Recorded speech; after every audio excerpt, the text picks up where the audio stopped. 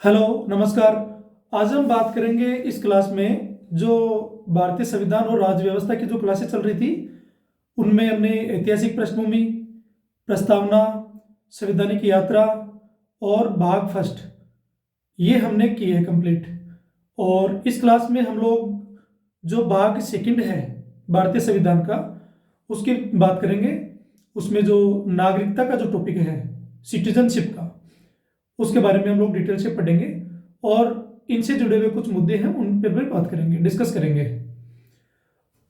तो हम लोग आगे बढ़ने से पहले एक बार बात कर लेते हैं। जैसा कि मैं पहले से बताता आ रहा हूँ कि जो हमारी इंटर IAS एकेडमी है ये ऑल ओवर एग्ज़ाम जो है, जो मैक्सिमम एग्ज़ाम जिसमें central, state, university entrance exam etcetera और भी जो कई एग्ज़ाम हैं उन सभी एग्ज़ामों को लेके यहाँ पर टेस्ट सीरीज अवेलेबल करवाई है।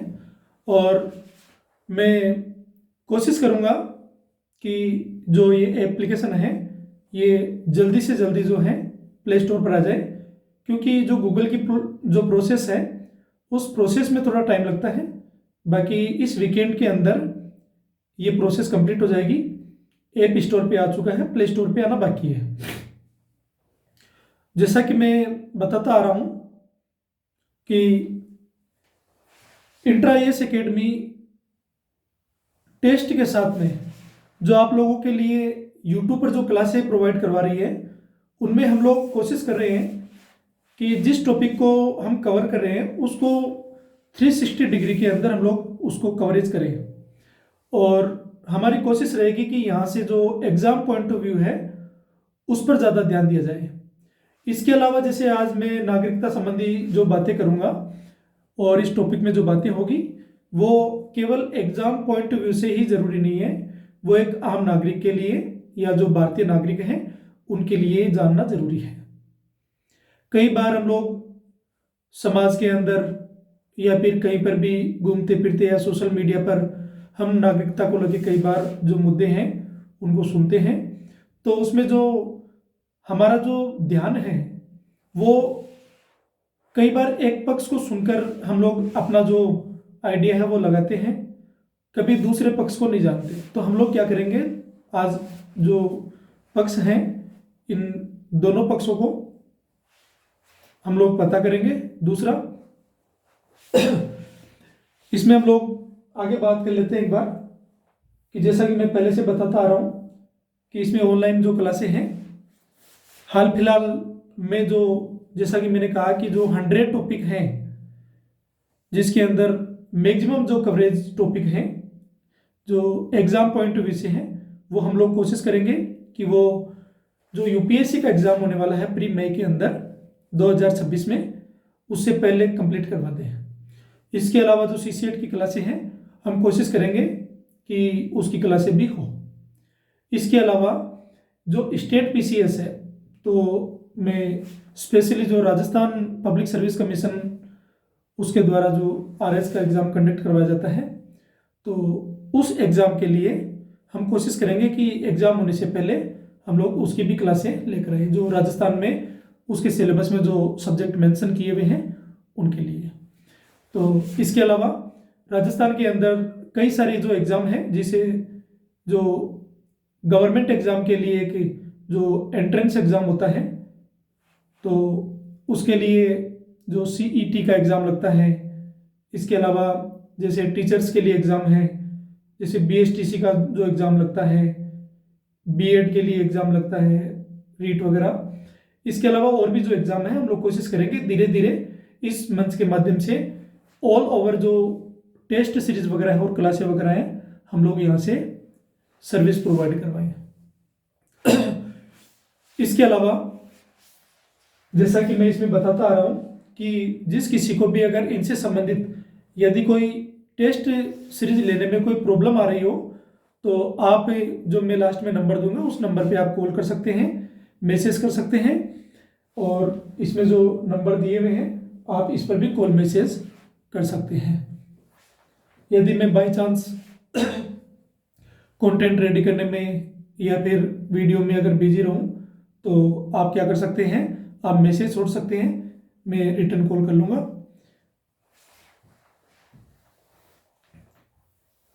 हम लोग पढ़ रहे थे भारत का संविधान और जो राज्य व्यवस्था थी उसको लेके।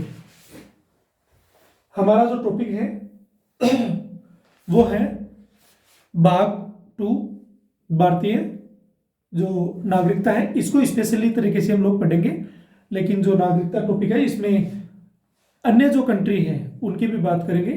लेकिन जो टॉपिक शुरू होने से पहले हम लोग एक बार समझ लेते हैं कि जो नागरिकता का प्रावधान है ये क्या है। तो हम लोग पढ़ते हैं इसके लिए। नागरिकता अगर बात करते हैं तो ये कोई व्यक्ति जब किसी देश में निवास करता है, रहता है, तो उसमें 2 प्रावधान है। एक होता है निवास करना, एक होता है अधिवास करना। अधिवास वो होता है जहाँ पर आपके घर हैं, जहाँ आपका जन्म हुआ है वहाँ पर, और निवास आप जन्म स्थान पर भी रह सकते हैं। इसके अलावा आप अपने जो आपका जन्म स्थान है उस जगह से आप बहुत सारे कारणों से आप एक जगह से दूसरे जगह पर जा सकते हैं, चाहे वो आर्थिक दृष्टिकोण से हो या वो कोई अन्य दृष्टिकोण से हो। तो इसमें जो आर्थिक दृष्टिकोण है, जैसे रोजगार के लिए जाना होता है या कोई बिजनेस करने के पर्पज से जाना होता है या फिर अन्य रीजन भी हो सकते हैं, तो हम लोग इसमें बात करेंगे। आखिर नागरिकता जो है ये टॉपिक हमारे लिए इम्पोर्टेंट क्यों है? क्योंकि जो एग्जाम पॉइंट हुए हैं उसके अंदर सिलेबस में ये मेंशन किया हुआ होता है और इसको पढ़ना भी चाहिए अवेयरनेस के लिए भी। और सबसे मेन बात ये है कि ये एक ऐसा मुद्दा है जिस पे सोशल मीडिया पे, इसके अलावा जो न्यूज़ है उसमें इसकी न्यूज़ बनी रहती है, तो हम लोग इसको पढ़ते हैं। लेकिन इसको पढ़ने से पहले हम लोग थोड़ा सा भारत का संदर्भ देख लेते हैं, फिर थोड़ा सा फिर जो भारत का संदर्भ है इससे जुड़ा हुआ जो अंतर्राष्ट्रीय संबंध है इनसे भी हम लोग थोड़ी सी डिस्कस कर लेते हैं। इसमें जो भारतीय नागरिकता का प्रावधान है इसमें हम लोग इसका जो हिस्ट्री है उसके बारे में भी पढ़ेंगे थोड़ा, फिर जो 1950 का है उसके बारे में पढ़ेंगे। इसके अलावा फिर जो आगे के जो संशोधन हुए हैं उनको पढ़ेंगे। इसके अलावा जो 8 प्रेजेंट सिनेरियो है उसकी भी हम लोग बात करेंगे। फिर नागरिकता जो किस व्यक्ति को या जो व्यक्ति है, कोई भी व्यक्ति हो, उसको नागरिकता मिलने के जो क्या प्रावधान है और उसको नागरिकता ना मिलने के क्या प्रावधान है। वैसे हम लोग बात करें तो जो भारतीय संविधान है इसका जो भाग 3 है उस भाग 3 के अंदर जो मूल अधिकार दिए हुए हैं उन मूल अधिकारों के अंदर जो आर्टिकल है वो आर्टिकल 15, 16, 19, 29 और 30। आर्टिकल 15, 16, 19, 29 और 30 ये केवल भारतीय नागरिकों के लिए है। एक प्रावधान हो रहता है कि जैसे यूपीएससी एक एग्जाम कंडक्ट करवाता है या फिर कोई एग्जाम कंडक्ट करवाते हैं भारत में, सेंट्रल स्टेट का जो भी है, कि भारत में जो नागरिक हैं तो आप देखते हैं कि एग्जाम में नेपाल और जो भूटान है वहाँ के जो लोग हैं वो भी भारत में आते हैं, एग्जाम देते हैं। जी बिल्कुल आप सही सुन रहे हैं कि वो एग्जाम देते हैं सेंट्रल स्टेट में, लेकिन जब आप देखते हैं तो वो एग्जाम देते हैं तो उनको ऑल इंडिया जो सर्विस होता है वो प्रोवाइड नहीं करवाई जाती है। वो केवल भारतीय लोग ही कर पाते हैं उसको, जिनको भारतीय नागरिकता है केवल वही लोग कर पाते हैं। भारत में जो नागरिकता का आधार है वो केवल ये नहीं है कि जो भारत में जन्मा हो, कोई भी व्यक्ति कहीं पर भी जन्मा हो, लेकिन अगर वो भारत की नागरिकता हासिल कर लेता है तो फिर वो भारत का नागरिक बन जाता है। उसमें कई प्रकार की जो शर्तें हैं और कई कंडीशंस हैं, वो उसमें जो गृह मंत्रालय भारत सरकार का वो उसमें प्रावधान करता है, उसके अकॉर्डिंग उसको जो उसमें जो प्रावधान किए हुए हैं उसके अनुसार उसको नागरिकता मिलती है। इसमें क्या क्या फेरबदल हुआ उसकी भी बात करेंगे हम लोग, लेकिन कई जटिल मुद्दे थे इसमें कि कई इसमें संशोधन लाए गए और उन संशोधनों में बात करेंगे तो जो आप एनआरसी का पढ़ते हैं, सीएए का पढ़ते हैं जो 2019 में हुआ, फिर इसमें कई सारे और प्रावधान किए गए। 2024 में भी इसको थोड़ा अपडेट किया गया। 25 तक इसकी जो 31 दिसंबर है वो लास्ट इसमें डेट मेंशन की हुई है, अपने डॉक्यूमेंट सबमिट किया है उसको प्रूव करने के लिए, तो हम लोग कई बताएंगे इसमें। इसके अलावा कोई विदेशी व्यक्ति है तो अगर भारत में आकर नागरिकता लेना चाह रहा है तो उसके और क्या आधार हो सकते हैं, तो जैसे आप देखते हैं कि कोई भी कंट्री हो उसमें रहने के जो आधार हैं, वैसे जो उसमें एक समय अवधि जो दी हुई है भारत सरकार द्वारा, गृह मंत्रालय द्वारा, तो उसको पूरा करना होता है। जैसे कि कोई व्यक्ति जैसे कला विज्ञान इन क्षेत्रों में अगर वो स्पेशलिस्ट हैं, कोई विशेषज्ञ है या फिर कोई उच्च स्थान रखता है, तो उसके लिए कुछ अलग से और व्यवस्थाएं हैं, तो हम उन सभी की बातें करेंगे। लेकिन बात करने से पहले हम लोग थोड़ा सा और समझ लेते हैं कि जो नागरिकता है, कि नागरिकता अगर मान लेते हैं कि अगर कोई व्यक्ति, कई जटिल मुद्दे हैं जिनकी हम लोग बात करेंगे और आपके भी जो कॉन्सेप्ट है वो क्लियर हो जाए। तो हम लोग देखते हैं कि जैसे कि अगर कोई भारत का नागरिक है और वो किसी दूसरे देश में जाता है और उस देश में यदि उसका जन्म होता है, कोई व्यक्ति यहाँ से जाता है और वो मान लेते हैं कि कोई मैरिड व्यक्ति है, अपनी पत्नी के साथ वहाँ जाता है और वहाँ उसकी डिलीवरी होती है, तो क्या वो कंट्री उसको नागरिकता जो प्रोवाइड करवाएगा? तो उसमें कई सारे क्वेश्चन उठते हैं। ये जो क्वेश्चंस हैं और ये प्रावधान है, ये हर कंट्री का अपना अलग अलग है। जैसे इजराइल कंट्री है, तो वो क्या करता है कि अगर दुनिया में कहीं पर भी अगर उस कम्युनिटी से जो यहूदी है अगर उसे बिलोंग करता है, तो वो कोशिश करते हैं कि उसको उसका नागरिक मान लिया जाए, जो धर्म का बेसिस है वो। इसके अलावा अगर अमेरिका की बात करें, तो अमेरिका का जो प्रावधान है उसमें ये है कि अमेरिका के जो धरती है या उसके जो जुड़े क्षेत्र हैं, अगर वहाँ पर किसी की डिलीवरी होती है, किसी का जन्म होता है, तो फिर वो वहाँ की नागरिकता दे सकता है। ब्रिटेन में हम लोग पढ़ते हैं प्रावधान कि अगर ब्रिटेन का कोई व्यक्ति पूरे विश्व में यदि उसका रजिस्टर्ड, अगर मान लेते हैं कि कोई एरोप्लेन है और उस एरोप्लेन के द्वारा उस एरोप्लेन में अगर किसी की डिलीवरी होती है, चाहे वो भारत में खड़ा हो, तो क्या वो उसको नागरिकता प्रोवाइड करवा सकता है? जी बिल्कुल, वो करवा सकता है। लेकिन भारत ऐसा वहां करे, भारत ऐसा उल्टा करे, ऐसा नहीं हो सकता। अब ऐसा नहीं हो सकता क्या है कि अभी तक ऐसा नहीं हो सकता, क्योंकि प्रावधान जितने ही हैं वो उतने ही जुड़े हुए हैं। अगर भारत इन फ्यूचर अगर कभी ऐसी व्यवस्था करता है, तो वो हो सकता है कि ऐसे प्रावधानों में फेरबदल करे, कुछ और व्यवस्थाएं लेकर आए। लेकिन हाल फिलहाल जो व्यवस्थाएं हैं उनकी हम लोग बात करते हैं। हाल फिलहाल कई चर्चा मुद्दे में थे, जिनमें जो विदेशी मुल्क के जो लोग हैं, निवेशक हैं, इन्वेस्टर हैं, तो उनके लिए कुछ प्रावधान किए गए और कि इनको नागरिकता दी जाए नहीं दी जाए। लेकिन जो इसका फाइनल डिसीजन और भी होगा, इसमें कई जो करंट के इशू हैं, तो जब वो आएगा तो अपडेट, तो एक दिन इसके ऊपर काफ़ी चर्चा करेंगे, क्योंकि नागरिकता के ऊपर अगर टॉपिक पर चर्चा करेंगे तो हमारे लिए 5 से 10 घंटे लग जाएंगे अगर इसको डिटेल से पढ़ेंगे, तो इनके सारे मुद्दों को देखेंगे तो। क्योंकि इनसे काफ़ी सारे, जब भारत आज़ाद हुआ तब से लेके और विभाजन हुआ भारत में, भारत से जो विभाजन हुआ, पाकिस्तान बना, तो तब से जो प्रावधान है कई सारे इसमें आदान प्रदान किए गए, कई अपडेट किए गए, कई संशोधन किए गए। हम बात करते हैं, तो और कुछ अपडेट आएगा तो हम लोग बात करते रहेंगे साथ में। जैसा कि मैंने आपको कुछ ब्रीफ एरिया बता दिया, मैं आपको बता देता हूं कि जो नागरिकता है, इसमें जो राजनीतिक अधिकार हैं वो उस नागरिक को मिलते हैं। जैसे वोट देने का अधिकार है, वो भारत के नागरिकों को है।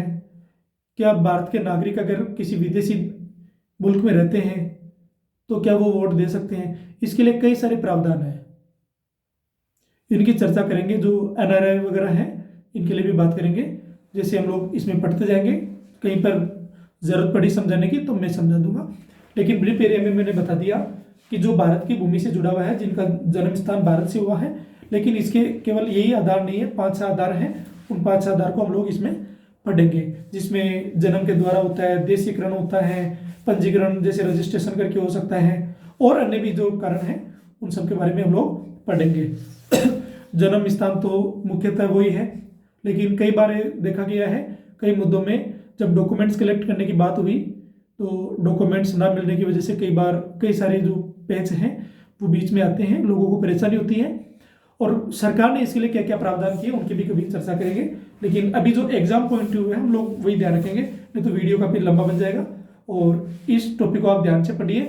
मैंने एक एक की चीज़ें जो है वो स्लाइड है, मैं जो कंटेंट है वो कहीं से भी लूँ, लेकिन इसमें प्रावधान ये है कि आपके लिए जो चीज़ें चाहिए उस टॉपिक से मैं सारी चीज़ें इसमें इंक्लूड कर लेता हूँ, जो आपके एग्जाम पॉइंट ऑफ व्यू से भी इसको टच करेगी। ठीक है, तो हम लोग बात करेंगे अब इसके बारे में आगे। और अगर पूछा जाए कि भारतीय नागरिकता का जो प्रावधान है वो किससे लिया गया है, तो हम लोगों ने ब्रिटेन से लिया है, तो ये भी ध्यान रखिए। भाग 2 सिटीजनशिप हम लोग पढ़ते हैं इसमें। सिटीजनशिप नागरिकता,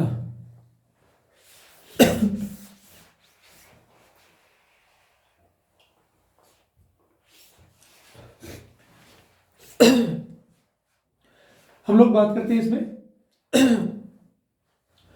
भारत का संविधान जो है, या जो संविधान है, इसके भाग 2 में 2 में भारत के लिए नागरिकता संबंधी प्रावधानों से संबंधित है, जैसा कि मैंने आपको बता दिया, जिसमें यह परिभाषित किया गया है कि संविधान के प्रारंभ में कौन से व्यक्ति नागरिक हैं तथा देश के विभाजन से प्रभावित व्यक्तियों के लिए विशेष शर्तें निर्धारित की गई है। तो इसमें जो मेंशन किया गया है भाग 2 में आर्टिकल 5 से लेके 11 तक, इसके बारे में मैंने कल जो पिछला वीडियो था उसमें भी मैंने ये बताया। देखिए आर्टिकल 5 क्या कहता है कि संविधान के प्रारंभ में नागरिकता, हम इसको डिटेल से पढ़ेंगे अभी। आर्टिकल 6 क्या कहता है कि पाकिस्तान से भारत में प्रवेश करने वाले कुछ व्यक्तियों के नागरिकता के अधिकार, पाकिस्तान में कुछ प्रवासियों के नागरिकता के अधिकार, भारत के बाहर रहने वाले भारतीय मूल के कुछ व्यक्तियों के नागरिकता के अधिकार। आर्टिकल 9 में क्या लिखा हुआ है कि स्वेच्छा से किसी विदेशी राज्य की नागरिकता प्राप्त करने वाले व्यक्ति नागरिक नहीं होंगे। स्वेच्छा से किसी विदेशी राज्य की नागरिकता प्राप्त करने वाले व्यक्ति नागरिक नहीं होंगे। इसका मतलब यह है कि यदि मान लेते हैं कि आप किसी दूसरे देश में जाते हैं, वहाँ की शर्तों के अकॉर्डिंग आपको, अगर आप वहाँ के नागरिक बनना चाह रहे हैं तो आपको वहाँ की नागरिकता मिलती है, तो यहाँ की जो नागरिकता है वो कैंसिल हो जाती है। भारत में एकल नागरिकता का प्रावधान है, यहाँ दोहरी नागरिकता नहीं है। और जहाँ पर अगर दोहरी नागरिकता का जो प्रावधान हम लोग सुनते हैं उसमें कुछ मुद्दे हैं, कुछ प्रावधान हैं, उनको पढ़ेंगे डिटेल से, लेकिन इसमें नहीं पढ़ेंगे क्योंकि फिर नागरिकता का जो है वो आउट ऑफ जो सिलेबस है उससे हो जाएगा। लेकिन कभी मौका मिला तो हम लोग कभी जो डिबेट्स है या उसमें बात करेंगे, या कभी चर्चा हो जाएगी टॉपिक पे तो बात करेंगे। पढ़ते होंगे। आर्टिकल 10 में क्या लिखा हुआ है, नागरिकता के अधिकारों की निरंतरता। फिर लिखा हुआ आर्टिकल 11 में संसद कानून द्वारा नागरिकता के अधिकार को विनियमित करेगी, रेगुलेट करेगी। ये आर्टिकल 6 से रिलेटेड करती है। ये जो आर्टिकल 11 है वो 6 से रिलेटेड करता है, और जो 6 है वो 5 से रिलेट करता है। तो हम लोग इसके बारे में बात करेंगे आगे। पहले पढ़ते हैं भाग 2 आर्टिकल 5 संविधान के प्रारंभ में नागरिकता, इसको पढ़ते हैं डिटेल से। इस संविधान के प्रारंभ पर प्रत्येक व्यक्ति जिसका अधिकार भारत के राज्य क्षेत्र में है, इस संविधान के प्रारंभ पर प्रत्येक व्यक्ति जिसका जो अधिवास है, जो निवास, जो रहने का है, जहां उसका जन्म हुआ है, जहां उसको राजनीतिक अधिकार प्राप्त है, जहां उसका जो रेजिडेंस है उसकी बात की जा रही है, भारत के राज्य क्षेत्र में है। और जो भारत के राज्य क्षेत्र में पैदा हुआ हो या उसका जन्म हुआ हो, जिसके माता पिता में से कोई भारत के राज्य क्षेत्र में पैदा हुए हो या उनका जन्म हुआ हो, जो ऐसे प्रारंभ से ठीक पहले कम से कम 5 वर्ष तक भारत के राज्य क्षेत्र में मामूली तौर पर निवासी रहा हो। तो ये जो 5 वर्ष है, तो हम लोग आगे पढ़ेंगे तो इसमें 7 ईयर भी आएगा, तो कुछ अपडेट मिलेंगे, तो आपको आगे पढ़ते हुए ध्यान देना है कि वो क्या होगा, भारत का नागरिक। इन शर्तों के आधार पर क्या होगा, वो भारत का नागरिक। आगे पढ़ते हैं इसमें भारत का संविधान प्रारूप 1948। इस संविधान के प्रारंभ की तिथि पर प्रत्येक व्यक्ति जो या जिसके माता पिता में से कोई या जिसके दादा दादी में से कोई इस संविधान में परिभाषित भारत के राज्य क्षेत्र में पैदा हुआ हो या उसका जन्म हुआ हो, जिसे 1 अप्रैल 1947 के पश्चात किसी विदेशी राज्य में अपना स्थायी निवास नहीं बनाया हो, यह प्रावधान इसमें किया गया है। जनरली यूपीएससी जो फैक्ट है वो कम पूछती है, वो कॉन्सेप्ट के साथ क्या करती है, फैक्ट को मिसअप कर देती है और उसके बाद में वो क्वेश्चन पूछती है। लेकिन हम लोग इसमें पढ़ेंगे कि जब आप इसको पढ़ रहे हो तो आप थोड़ा सा डिटेल से, ताकि आप इसको क्या करो, जब कभी मेंस देना हो या और कोई प्रावधान हो तो आप क्या कर सकते हो, इसको डिटेल से पढ़कर अपनी जो समझ है वो उसको बेटर कर सकते हो। इसमें जो खंड बी है, ये है पॉइंट, प्रत्येक व्यक्ति जो या जिसके माता पिता में से कोई या उसके दादा दादी में से कोई भारत में, जैसा कि भारत सरकार अधिनियम 1935, ध्यान रखिए इस बात का, मूल रूप से अधिनियमित में परिभाषित है, जैसे बर्मा जिसको आज म्यांमार बोलते हैं, सिलोन जो श्रीलंका है, और मलाया जो मलेशिया है, में पैदा हुआ हो या उसका जन्म हुआ हो, और जिसका अधिवास जो रेजिडेंस है इस संविधान में परिभाषित भारत के राज्य क्षेत्र में है, जो डोमिसाइल है उसकी बात की जा रही है, भारत का नागरिक होगा बशर्ते कि उसने इस संविधान के प्रारंभ की तारीख से पहले किसी विदेशी राज्य की नागरिकता प्राप्त नहीं की है। ये डोमिसाइल की बात कर रहा है यहां पर, ये अधिवास की। स्पष्टीकरण, इस अनुच्छेद के खंड ख के प्रयोजनों के लिए कोई व्यक्ति भारत के राज्य क्षेत्रों में अधिवासित माना जाएगा। आप ध्यान रखिए कि ये जो शब्द है अधिवासित, जो डोमिसाइल है, ये बारंबार उपयोग हो रहा है। इसका मतलब ये पॉइंट विषय, इसमें यूपीएससी ने प्रीलिम्स में एग्जाम में भी पूछा है इसको।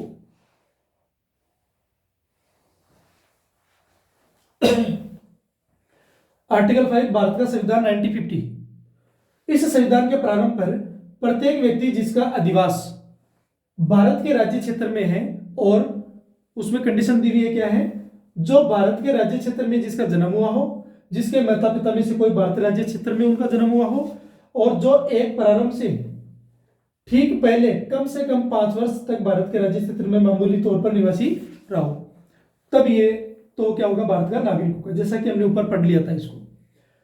अब थोड़ा कंक्लूजन पढ़ लेते हैं इसके बारे में कि जो आर्टिकल 5 है क्या कह रहा है। मसौदा अनुच्छेद, मसौदा ड्राफ्ट बोलते हैं इसको। आर्टिकल 5 में नागरिकता के मूल सिद्धांत निर्धारित किए गए हैं। सभा ने इस मसौदा अनुच्छेद पर 10, 11 और 12 अगस्त 1949 को चर्चा की। कुछ सदस्यों ने धर्म के आधार पर नागरिकता के लिए अवशिष्ट प्रावधान शामिल करने की मांग की। उनका तर्क था कि हर हिंदू या सिख जो किसी अन्य राज्य क्षेत्र का नागरिक नहीं है, चाहे वह कहीं भी रहता हो, उसे भारतीय नागरिकता का अधिकार होना चाहिए। इसके खंडन में एक सदस्य ने धर्म और नागरिकता को एक साथ रखने के सख्त खिलाफ आवाज उठाई। उन्होंने तर्क दिया कि नियम न्याय और समता से प्रेरित होना चाहिए, न कि बाहरी शर्तों से। अब यह शब्द आया है समता, तो समता जब हम जो फंडामेंटल राइट पढ़ेंगे तब उसमें पढ़ेंगे, जो उसमें समानता और जो समता का जो प्रावधान है, कि जो आर्टिकल जो समानता का अधिकार हमको दिया हुआ है, कि वो समता जो समानता है, तो समानता क्या करता है कि वो सबको इक्वल देखता है वो, लेकिन ये इक्विटी की बात कर रहे हैं यहाँ पर। अब समता तो आवश्यक मतलब जिसको जरूरत होती है उसके अनुसार वो चीजें प्रोवाइड करवाना, लेकिन हम लोग उसमें बात करेंगे, लेकिन आप समझते जाइए आगे। समता से प्रेरित होनी चाहिए, न कि बाहरी शर्तों से। एक अन्य सदस्य दोहरी नागरिकता को शामिल करने वाले मसौदा अनुच्छेद पर उत्सुक थे।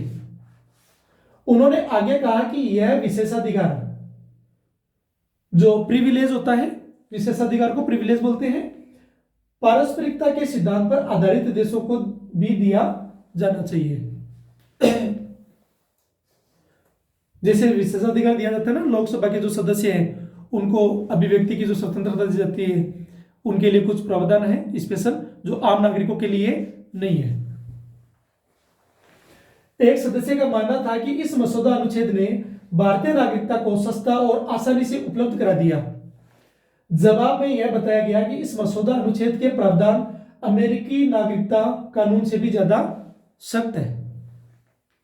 कुछ सदस्यों ने स्वेच्छा से अपने संशोधन वापस ले लिए, जबकि मतदान के लिए रखे गए अन्य संशोधनों को अस्वीकार कर दिया गया।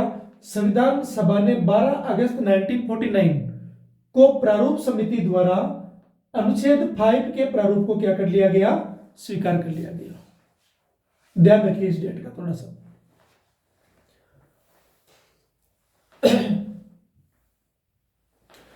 भाग सेकंड और जो आर्टिकल 6 है उसकी बात करते हैं हम लोग। पाकिस्तान से भारत आए कुछ व्यक्तियों के नागरिकता के अधिकार।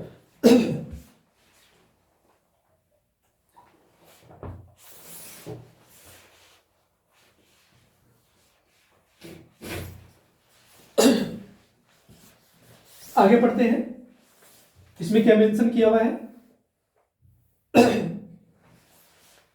आर्टिकल 5 में अनुच्छेद 5 में किसी बात के होते हुए भी कोई व्यक्ति जो वर्तमान में पाकिस्तान में सम्मिलित क्षेत्र से भारत के क्षेत्र में परिवर्तन कर गया है, वहां चला गया है, इस संविधान के प्रारंभ पर भारत का नागरिक समझा जाएगा यदि, अब कंडीशन क्या दी हुई है वो पढ़ते हैं, वह या उसके माता पिता में से कोई या उसके दादा दादी में से कोई भारत में उसका जन्म हुआ हो या जन्म हुआ था, जैसा कि भारत सरकार अधिनियम 1935 मूल रूप से अधिनियमित है वो में परिभाषित किया गया है। और खंड जो ख है, इस ख के अंदर पॉइंट 1 है, इसका सब पॉइंट है, क्या पॉइंट है कि उस दशा में जहां ऐसा व्यक्ति 19 जुलाई 1948 को 1948 को से पूर्व इस प्रकार प्रवास कर चुका है, वह अपने प्रवास की तारीख से भारत के राज्य क्षेत्र में मामूली तौर पर निवासी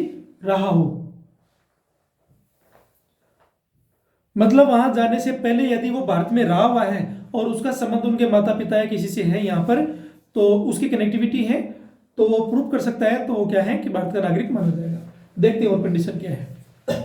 उस दशा में जहां ऐसा व्यक्ति 19 जुलाई 1948 को या उसके पश्चात इस प्रकार परिवर्तन कर गया है, उसे भारत डोमेनियन, भारत अधिनियमित या अधिकृत जो है कि सरकार द्वारा इस निर्मित नियुक्त किसी अधिकारी द्वारा भारत का नागरिक रजिस्ट्रीकृत कर लिया गया है, यदि उसने इस संविधान के प्रारंभ से पूर्व ऐसे अधिकारी को उस सरकार द्वारा विहित रूप, प्रारूप और रीति से आवेदन किया गया हो, जो दिए गए रूल और कंडक्ट है उसके अकॉर्डिंग वो जो व्यवस्था है उसके अनुरूप अगर उसने ऐसा किया है तो ऐसा माना जाएगा, उसको एक्सेप्ट किया जाएगा नागरिकता के लिए।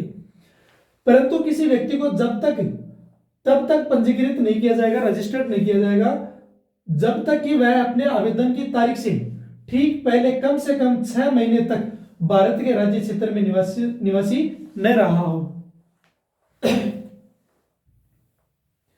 आर्टिकल 6 का जो प्रावधान है भारत का संविधान 1950 में क्या है वो पढ़ते हैं। अनुच्छेद 5 में किसी बात के होते हुए भी कोई व्यक्ति जो वर्तमान में पाकिस्तान में सम्मिलित क्षेत्र से भारत के क्षेत्र में परिवर्तन कर आया है, संविधान के प्रारंभ पर भारत का नागरिक समझा जाएगा यदि वह या उसके माता पिता में से या उनमें से कोई जिनका जन्म हुआ हो। फिर बाद में जो भारत सरकार अधिनियम 1935 में है उनमें उसको परिभाषित किया गया है। उस दशा में जहां ऐसा व्यक्ति 19 जुलाई 1948 से पूर्व इस प्रकार प्रवास कर चुका है कि वह अपने प्रवास की तारीख से भारत के राज्य क्षेत्र में मामूली तौर पर निवासी रहा हो। तो ये हमने पढ़ लिया ऊपर। आगे पढ़ते हैं, वही जो ऊपर पढ़ा है वो सेम टू सेम ही है इसमें, ये भी वही प्रावधान है। आगे पढ़ते हैं, इसमें कंक्लूजन में निष्कर्ष में पढ़ते हैं 10, 11 और 12 अगस्त 1949 को अनुच्छेद 5A अनुच्छेद 6 के प्रारूप पर बहस हुई। इसे 1948 के संविधान के प्रारूप में शामिल नहीं किया गया था।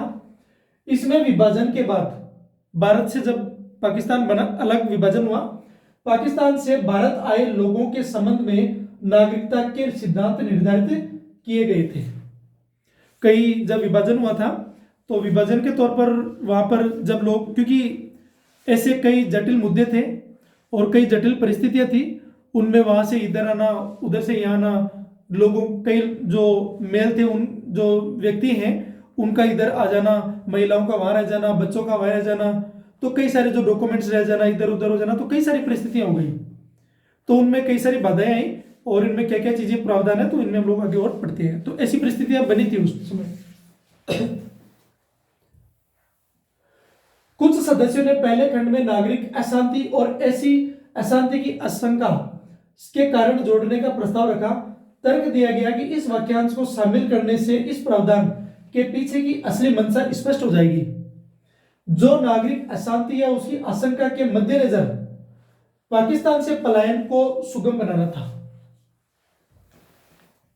एक अन्य सदस्य चाहते थे कि भारत में स्थायी रूप से निवास करने के इरादे और वंशानुक्रम के आधार पर अधिकार साबित करने के लिए साक्ष्य प्रस्तुत करना अनिवार्य कर दिया जाएगा या अनिवार्य कर दिया जाए। उन्होंने तर्क दिया कि भारतीय नागरिकता को एक बड़े विशेषाधिकार, जो प्रिविलेज है, उसका विषय माना जाना चाहिए, न कि कोई सस्ता या आसान मामला। प्रारूप समिति के एक सदस्य ने सभा को याद दिलाया कि इस अनुच्छेद का उद्देश्य नागरिकता के मूल सिद्धांतों को स्थापित करना है, न कि राष्ट्रीयता कानून की संहिता स्थापित करना, जिसे संसद पर छोड़ दिया जाना चाहिए। इस जो एक सदस्य है, इन्होंने कहा कि यहां तक कह दिया कि भारतीय संविधान की तुलना में किसी भी अन्य जो संविधान है, उन्होंने राष्ट्रीयता कानून के विभिन्न पहलुओं पर व्यापक रूप से विचार करने का प्रयास तक नहीं किया कि हम तो इतना प्रयास कर रहे हैं, बाकी अन्य देश हैं वो नागरिकता को लेके इतने प्रयास नहीं किए। बहस के अंत में कुछ सदस्यों ने स्वेच्छा से अपने संशोधन वापस ले लिए, जबकि अन्य संशोधनों को अस्वीकार कर दिया गया। 12 अगस्त 1949 को सभा ने अनुच्छेद 5A का मसौदा पारित कर दिया। भाग सेकंड हमारे आर्टिकल 5 और 6 हो चुका है। हम लोग बात करेंगे 7 के बारे में। पाकिस्तान में कुछ प्रवासियों के नागरिकता के अधिकार। आर्टिकल 5 और 6 में किसी बात के होते हुए भी कोई व्यक्ति जो 1 मार्च 1947 के पश्चात भारत के राज्य क्षेत्र से उस राज्य क्षेत्र में परिवर्तन कर गया है, मतलब जो भारत का क्षेत्र था वो पाकिस्तान के क्षेत्र में चला गया है, अब पाकिस्तान में सम्मिलित है, भारत का नागरिक नहीं समझा जाएगा, क्योंकि पाकिस्तान 2 डिवीजन में था, एक पूर्वी पाकिस्तान और एक पश्चिमी पाकिस्तान। परंतु इस अनुच्छेद की कोई बात ऐसे व्यक्ति पर लागू नहीं होगी जो अब पाकिस्तान में सम्मिलित राज्य क्षेत्र में इस प्रकार परिवर्तन करने के पश्चात किसी विधि द्वारा या उसके प्राधिकार के अधीन जारी किए गए पुनर्वास या स्थायी वापसी के परमिट के अधीन भारत के राज्य क्षेत्र में वापस आ गया, और उसे प्रत्येक व्यक्ति, ऐसा जो प्रत्येक व्यक्ति आर्टिकल 6 के खंड ख के प्रयोजनों के लिए 19 जुलाई 1948 के पश्चात भारत के राज्य क्षेत्र में परिवर्तन किया हुआ समझा जाएगा। यह प्रावधान किया हुआ इसमें भारत का संविधान 1950 का प्रावधान क्या कहता है? आर्टिकल 5 और 6 में किसी बात के होते हुए भी जो हमने ऊपर पढ़ा है वो सेम टू सेम इसमें भी दिया हुआ है, लेकिन एक बार पढ़ लेते हैं। 1 मार्च 1947 के पश्चात भारत के राज्य क्षेत्र से उस राज्य क्षेत्र में परिवर्तन कर गया है जो अब पाकिस्तान में सम्मिलित है, भारत का नागरिक नहीं समझा जाएगा। परंतु इस अनुच्छेद की कोई बात ऐसे व्यक्ति पर लागू नहीं होगी जो अब पाकिस्तान में सम्मिलित राज्य क्षेत्र में इस प्रकार परिवर्तन करने के पश्चात किसी विधि द्वारा या उसके जो प्राधिकार है के अधीन जारी किए गए पुनर्वास या स्थायी वापसी के परमिट के अधीन भारत के राज्य क्षेत्र में वापस आ गया है। ऐसा प्रत्येक व्यक्ति जो आर्टिकल 6 के खंड ख के प्रयोजनों के लिए 19 जुलाई 1948 के पश्चात भारत के राज्य क्षेत्र में परिवर्तन किया हुआ समझा जाएगा, जैसा कि हमने ऊपर पढ़ लिया है। आर्टिकल 5A अनुच्छेद 7 के प्रारूप पर 10, 11 और 12 अगस्त 1949 को बहस हुई। प्रारूप समिति के अध्यक्ष ने प्रारूप अनुच्छेद को शामिल करने का प्रस्ताव रखा। यह अनुच्छेद पाकिस्तान चले गए लोगों के नागरिकता संबंधित दावों को क्या करता है? रेगुलेट करता है। कंक्लूजन है ये, कुछ सदस्यों ने महसूस किया कि यह अनुच्छेद घृणित था क्योंकि भारत से पाकिस्तान जाने वाले व्यक्ति पहले ही किसी अन्य देश के प्रति अपनी वफादारी स्थानांतरित कर चुके थे। इनका कहना है कि जो वहां जा रहे हैं वो पहले से ही अपने मन बना चुके थे वहां जाने का। परमिट प्रणाली ने ऐसे व्यक्तियों के साथ अनुकूल व्यवहार किया और उनके लिए भारतीय नागरिकता का प्राप्त करना आसान बना दिया। इसके बजाय यह तर्क दिया गया कि पाकिस्तान से आने वाले प्रवासियों के साथ अन्य विदेशियों की तरह व्यवहार किया जाना चाहिए और वे प्राकृतिकरण के माध्यम से नागरिकता प्राप्त कर सकते हैं। हालांकि अन्य लोगों ने इस तर्क का जवाब यह बताते हुए दिया गया कि परमिट उदासीन तरीके से जारी नहीं किए जाएंगे। इसके अलावा मसौदा समिति के अध्यक्ष ने सभा को याद दिलाया कि भारत सरकार पाकिस्तान से आने वाले प्रवासियों के पुनर्वास और पुनर्स्थापन उपायों के अपने वादे से बंधी है और नागरिकता के दावों के लिए परमिट प्रणाली लागू करने के लिए बाध्य है। इन शब्दों से पीछे हटना घृणास्पद होगा और घोर अन्याय का कारण होगा। एक सदस्य ने प्रवासियों द्वारा छोड़ी गई संपत्ति का मुद्दा, छोड़ी गई जो संपत्ति है इसका मुद्दा उठाया, जिसे कानून के तहत निष्क्रांत संपत्ति माना जाता है। निष्क्रांत संपत्ति, तो निष्क्रांत संपत्ति क्या होती है? हम लोग जैसे भारत पाकिस्तान जो जब विभाजन हुआ तो विभाजन के समय ये हुआ तो जो यहाँ से लोग चले गए वहां तो उनकी जो संपत्ति रह गई थी यहाँ पर तो वो संपत्ति कौन हैंडल करेगा? तो भारत सरकार उसको हैंडल करेगी और भारत सरकार उसको हैंडल करेगी तो उसके ऊपर यहाँ कोई दावा ना किया जाए, उसका गलत उपयोग नहीं हो, तो उस आधार पर भारत क्या करती है? उसका संरक्षण करती है। वो संपत्तियां जैसे घर हो गए या कोई ऐसी जो प्रॉपर्टी रह गई, कोई उनकी ऐसी कोई चल अचल संपत्तियां जो भी हैं वो जो यहाँ पर भारत में रह गई वो वहां पर चले गई तो वो यहाँ पर रह गई पीछे, तो उनको हम क्या करते हैं? निष्क्रांत संपत्ति। इसके लिए एक एक्ट भी आया 1947, निष्क्रांत संपत्ति जो अधिनियम है, प्रशासन अधिनियम 1947, उसके प्रावधान भी दिए हुए हैं। माना जाता है, ये क्लियर हो गया यहां, किसी व्यक्ति के वापस लौटने या उसके बाद भारतीय नागरिकता प्राप्त करने पर उनकी संपत्ति के दावों का निपटारा कैसे होगा? मसौदा समिति के एक सदस्य ने स्पष्ट किया कि अंतर्राष्ट्रीय या घरेलू कानून में नागरिकता और संपत्ति के अधिकार के बीच कोई संबंध नहीं है। जो निष्क्रांत संपत्ति अधिनियम जो प्रशासन अधिनियम है 1947 ये आया तो इसमें यह मेंशन था कि जो इनकी संपत्तियां हैं इनका क्या किया जाए, उस आधार पर यह व्यवस्था। 12 अगस्त 1949 को सभा ने बिना किसी संशोधन के इस अनुच्छेद को अपना लिया। कौन से अनुच्छेद को? 7 को, भाग 2 और आर्टिकल 8।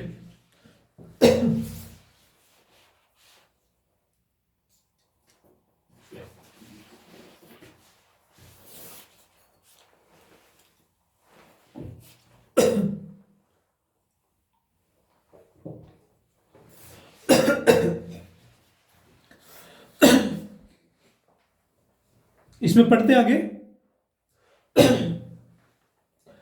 भारत के बाहर रहने वाले भारतीय मूल के कुछ व्यक्तियों के नागरिकता अधिकार। यह कह रहा है कि भारत के बाहर रहने वाले भारतीय मूल के कुछ व्यक्तियों के नागरिकता के अधिकार। मान लेते हैं कि कोई व्यक्ति है और उनका जन्म भारत में हुआ है लेकिन वो भारत के बाहर रहते हैं कई कारणों से, रोजगार के कारण से हो सकता है या कोई अन्य कारण भी हो सकता है, उनके अधिकारों की बात की गई। तो उसमें क्या बात की गई है हम लोग बात कर लेते हैं।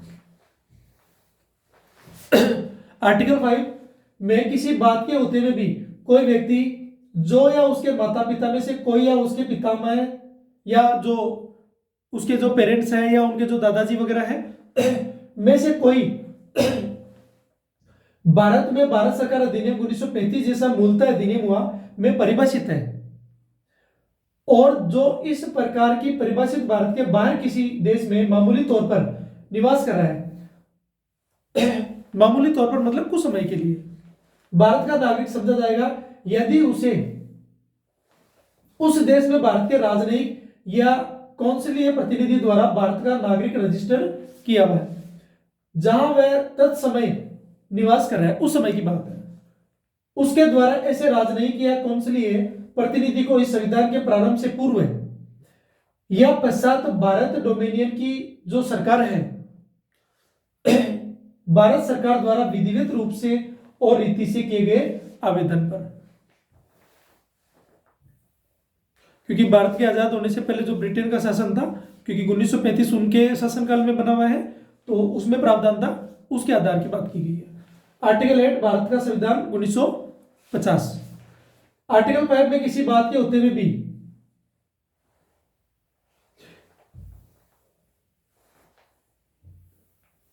सेम है, सेम टू सेम। आगे पढ़ते हैं, इसका जो कंक्लूजन है वो पढ़ लेते हैं डायरेक्ट।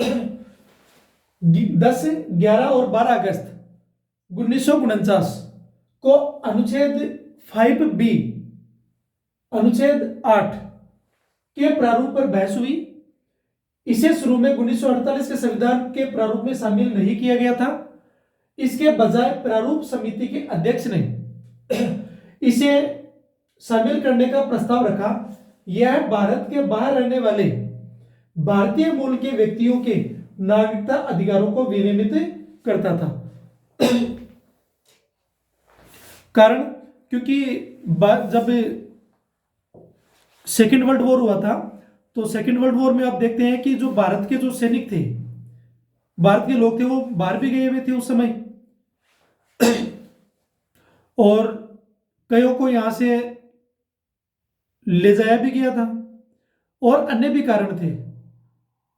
हालांकि जब हम लोग आधुनिक भारत का इतिहास पढ़ते हैं तो उसमें जो कांग्रेस है उन्होंने तो मना कर दिया था कि भारत की तरफ से हम लोग ब्रिटेन के लिए क्या करेंगे, अपने सैनिक नहीं भेजेंगे सेकेंड वर्ल्ड वॉर में। कारण, क्योंकि उन्होंने फर्स्ट वर्ल्ड वॉर में जो प्रॉमिस किया था उसको निभाया नहीं, और अपनी जो शर्तें थी उनको उन्होंने तोड़ दी। इस आधार पर लेकिन कई प्रावधान थे, हम लोग आगे इसमें कभी बात करेंगे, लेकिन हम लोग इसमें बात करते हैं। तो कुछ चीजें जुड़ी हुई थी तो वो मैंने बता दी आपको। रोजगार के लिए हैं, किसी अन्य देशों में कोई सेवाएं हैं, या कई अन्य कारणों से गए हुए थे, उनकी बात की गई है। और वो कई कारण से क्या किए, वहां रह गए। एक सदस्य का मानना था कि यह अनुच्छेद विदेश में भारतीय नागरिकता चाहने वाले भारतीयों के साथ अनुचित विशेष व्यवहार करता है, क्योंकि यह संविधान लागू होने के बाद भी आवेदन और पंजीकरण की अनुमति देता है। हालांकि पिछले अनुच्छेद जो पाकिस्तान से आए लोगों को नागरिकता प्रदान करता है, इसके लिए ऐसा कोई संभावित आवेदन नहीं आया था। 12 अगस्त 1949 को संविधान सभा ने बिना किसी संशोधन के इस अनुच्छेद को अपना लिया। कौन से अनुच्छेद को? आर्टिकल 8। फिर आर्टिकल 9, किसी विदेशी राज्य की नागरिकता स्वेच्छा से प्राप्त करने वाले व्यक्तियों को नागरिक नहीं माना जाएगा। जैसा कि मैंने स्टार्ट में बता दिया कि यदि आप किसी राष्ट्र की नागरिकता चाह रहे हैं और आपको उस देश की राष्ट्र नागरिकता मिल जाती है, तो आप भारत की जो नागरिकता है वो खो दोगे, ऐसा प्रावधान है। कोई भी व्यक्ति अनुच्छेद 5 के आधार पर भारत का नागरिक नहीं होगा, या अनुच्छेद 6 या अनुच्छेद 8 के आधार पर भारत का नागरिक नहीं समझा जाएगा यदि उसने स्वेच्छा से किसी विदेशी राज्य की नागरिकता प्राप्त कर ली है। नागरिकता के जो हटाने के प्रावधान है, जैसे एक तो होता है कि स्वेच्छा से होता है, एक उसको यहां से निष्क्रिय कर दिया जाता है। कई आधार हैं, जैसे अगर भारत और मान लेते हैं कि किसी विदेशी मुल्क के बीच में अगर कोई युद्ध चल रहा हो और उसमें यदि वो भारत की छवि को खराब करने की कोशिश करता हो, इसके अलावा यदि कोई विदेशी राजनयिक या कोई व्यक्ति जो विशेषाधिकार प्रावधान या कोई वहां का लीडर भारत में आया हुआ हो, उनके खिलाफ कोई ऐसी गतिविधि कर ले जिसको यहाँ पर पागल कर दिया जाता है, ऐसा समझकर उसको यहाँ से निष्क्रिय कर दिया जाता है। हालांकि उसको दूसरे मुल्क में नहीं भेजा जाए, लेकिन उसको यहाँ पर कुछ सुविधाओं के साथ में उसको यहाँ रखा जाता है, लेकिन उसकी नागरिकता खत्म कर दी जाती है। नागरिकता खत्म करने का मतलब ये है कि उसको जो मूल अधिकार, जो यहाँ विशेष अधिकार दिए जाते थे, वो उसको नहीं मिलेंगे। जो सरकारी सेवाएं हैं उनसे वंचित होगा वो। इस आधार पर जो नागरिकता के प्रावधान है इनके लिए व्यवस्था की हुई है। और आगे पढ़ेंगे इनके जो हटाने के प्रावधान है वो भी। इसमें कंक्लूजन दिया हुआ है। आर्टिकल 9 पर 10, 11 और 12 अगस्त 1949 को बहस हुई। इस अनुच्छेद ने दोहरी नागरिकता पर रोक लगा दी। शुरुआत में यह एक अलग अनुच्छेद नहीं था, बल्कि संविधान के मसौदा आर्टिकल 5 अनुच्छेद 5 के एक प्रावधान के रूप में इस पर बहस हुई थी। संशोधन के चरणों के दौरान मसौदा समिति ने निर्णय लिया कि दोहरी नागरिकता पर प्रतिबंध एक सामान्य सिद्धांत होना चाहिए और इसे अनुच्छेद 5 के अंतर्गत शर्तों तक सीमित नहीं रखा जाना चाहिए।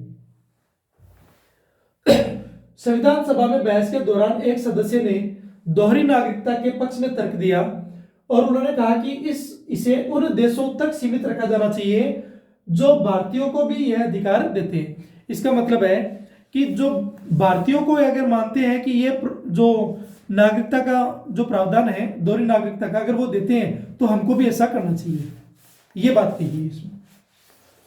हालांकि सभा ने बिना किसी बहस के इस प्रस्ताव के खिलाफ मतदान किया और अनुच्छेद को यथावत स्वीकार कर लिया, जैसा था वैसा का वैसा ही।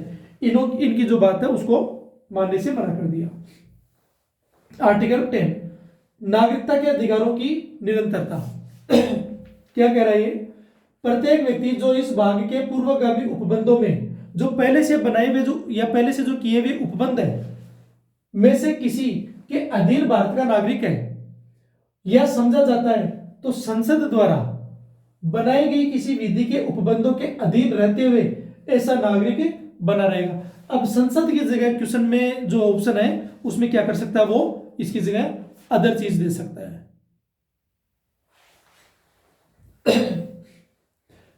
आर्टिकल 10 भारत का संविधान 1950 प्रत्येक व्यक्ति जो इस भाग के पूर्वगामी उपबंधों में से किसी के अधीन भारत का नागरिक है या समझा जाता है या संसद द्वारा बनाई गई विधि के उपबंधों के अधीन रहते हुए ऐसा नागरिक बना रहेगा। सेम टू सेम है। इसमें कंक्लूजन क्या है? आर्टिकल 5C अनुच्छेद 10 के प्रारूप पर 10, 11 और 12 अगस्त 1949 को बहस हुई, डिस्कस हुआ। यह शुरू में 1948 के संविधान के प्रारूप का हिस्सा नहीं था। इसके बजाय प्रारूप समिति के अध्यक्ष ने इसे शामिल करने का प्रस्ताव रखा। इसमें स्पष्ट किया गया कि पूर्ववर्ती जो नागरिकता है अनुच्छेदों के तहत नागरिक घोषित किए गए लोग संसद द्वारा बनाए गए किसी भी कानून के अधीन बने रहेंगे।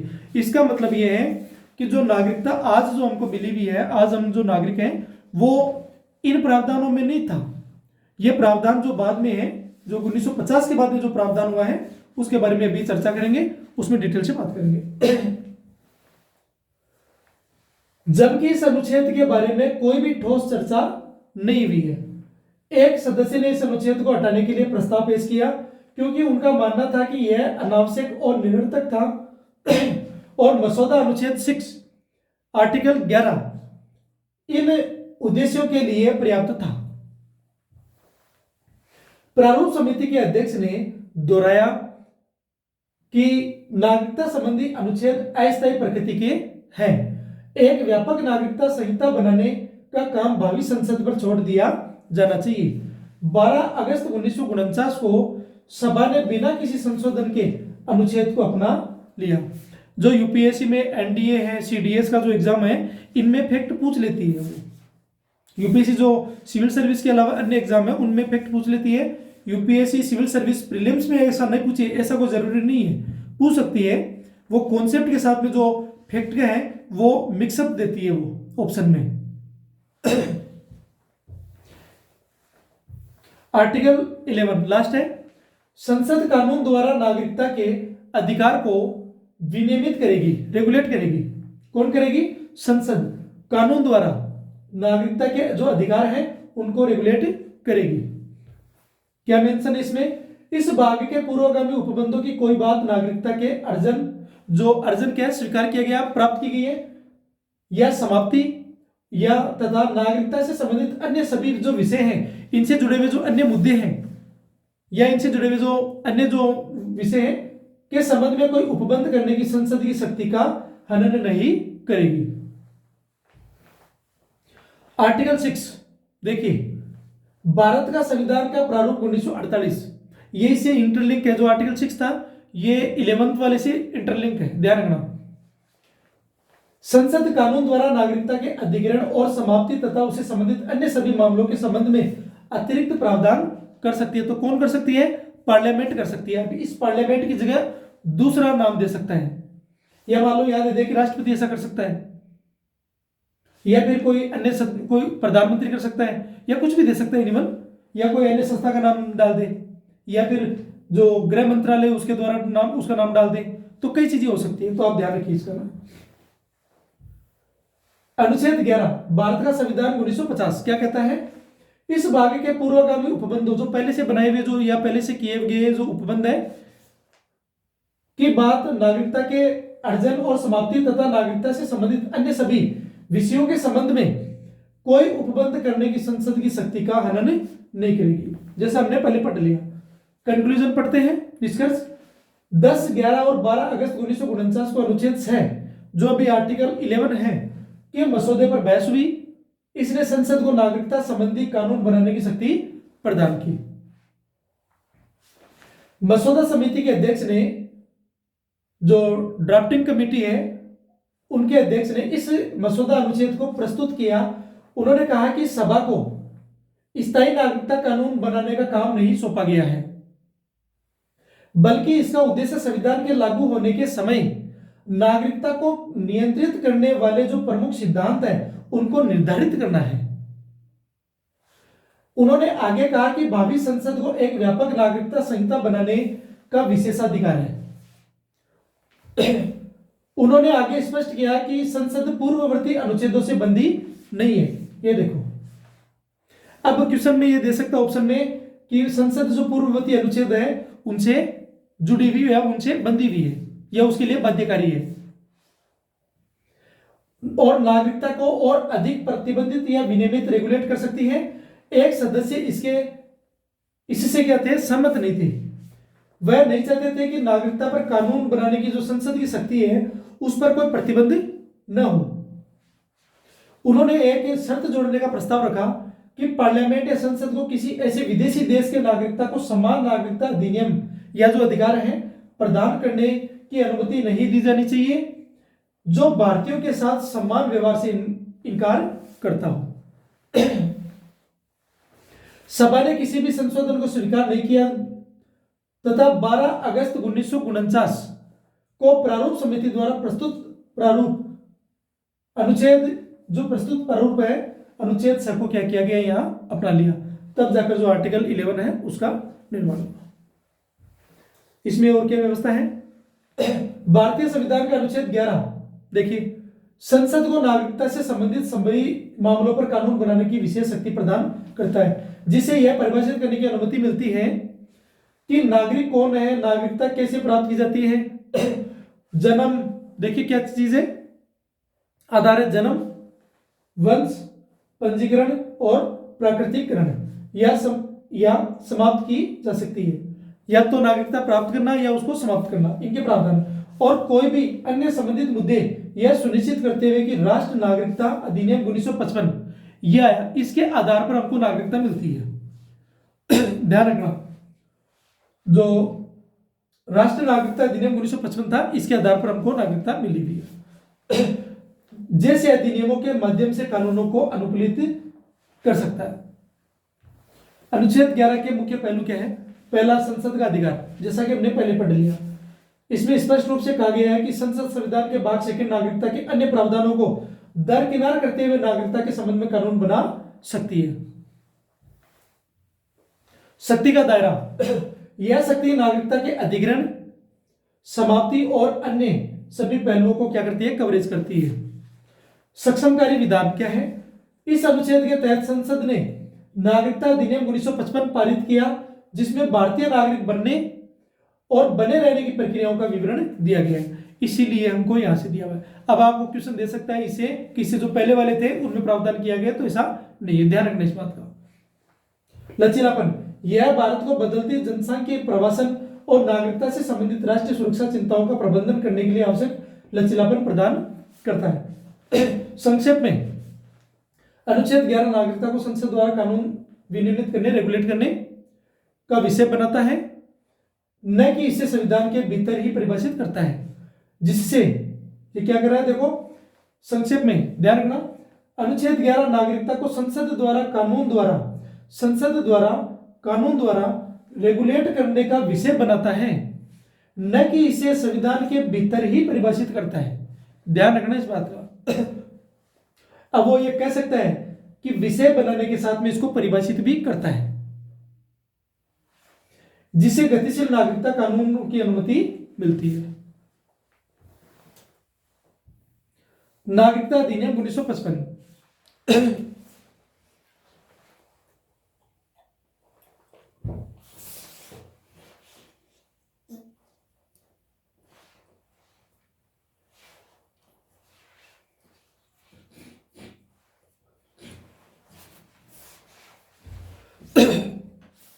आगे पढ़ते हैं इसमें। नागरिकता अधिनियम 1955, सिटीजनशिप एक्ट ऑफ 1955 भारत का मुख्य कानून है जो बताता है कि कोई व्यक्ति भारत का नागरिक कैसे बन सकता है, किन किन आधारों पर। ये देखिए देर का जन्म, वंश, पंजीकरण, देशीकरण या क्षेत्र के विलय से। जो क्षेत्र का विलय का मतलब है, मैं एग्जांपल देता हूं।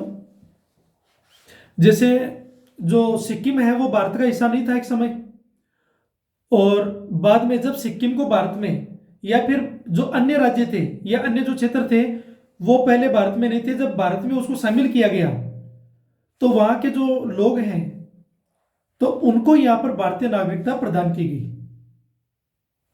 उनकी बात की गई है। क्योंकि वो लोग कहां जाएंगे फिर, उस क्षेत्र के जो, अगर वो क्षेत्र अगर भारत में शामिल हो रहा है तो वहां के लोग भी तो शामिल होंगे ना, इसीलिए उनको क्या किया गया, भारत में नागरिकता प्रदान की गई। इस आधार पर इसको कहा गया है। और नागरिकता कैसे समाप्त या वंचित की जा सकती है, जिसे समय समय पर कोई संसाधन, जैसे कई संशोधन हुए, जिसमें जो पहला संशोधन हुआ इसमें 1985 को, 2003, 2015, 2019 CAA जो आया था, जिस पर काफी विवाद हुआ, द्वारा बदला गया है। यह अधिनियम भारतीय संविधान के लागू होने के बाद नागरिकता के प्रावधानों को परिभाषित करता है, और MHA ministry of home affairs जो गृह मंत्रालय है उसकी बात की गई है, वेबसाइट के माध्यम से नागरिकता के लिए आवेदन करने की प्रक्रिया भी बताता है। नागरिकता प्राप्त करने के तरीके, वेज टू एक्वायर सिटीजनशिप, जन्म द्वारा, बाय बर्थ, संविधान के अनुसार भारत में पैदा या जो जन्म हुआ है या उनके माता पिता में से कोई भारतीय नागरिक हो उसको भारतीय नागरिक माना जाएगा। वंश द्वारा, पीढ़ियों से चली आ रही है व्यवस्था, हम लोग जन्म से यहीं से रह रहे हैं, वो भारत के बाहर जन्म लेने पर माता पिता जो भारतीय नागरिक हो, भारत के बाहर जन्म लेने पर माता पिता जो भारतीय नागरिकों के माध्यम से, मान लेते हैं कि मैं कहीं बाहर रहता हूं लेकिन मेरे जो वंशज हैं वो यहां रहते हैं भारत के अंदर, मैं किसी विदेशी मुल्क में रहता हूं और जो मेरे दादा दादी हैं उन जो यहाँ के भारत के हैं, तो मुझे यहाँ पर क्या मिल सकती है, नागरिकता मिल सकती है। पंजीकरण द्वारा, बाय रजिस्ट्रेशन, भारतीय मूल के व्यक्ति भारत के नागरिक से विवाह करने वाले या अन्य निर्धारित शर्तों को पूरा करने वाले हैं।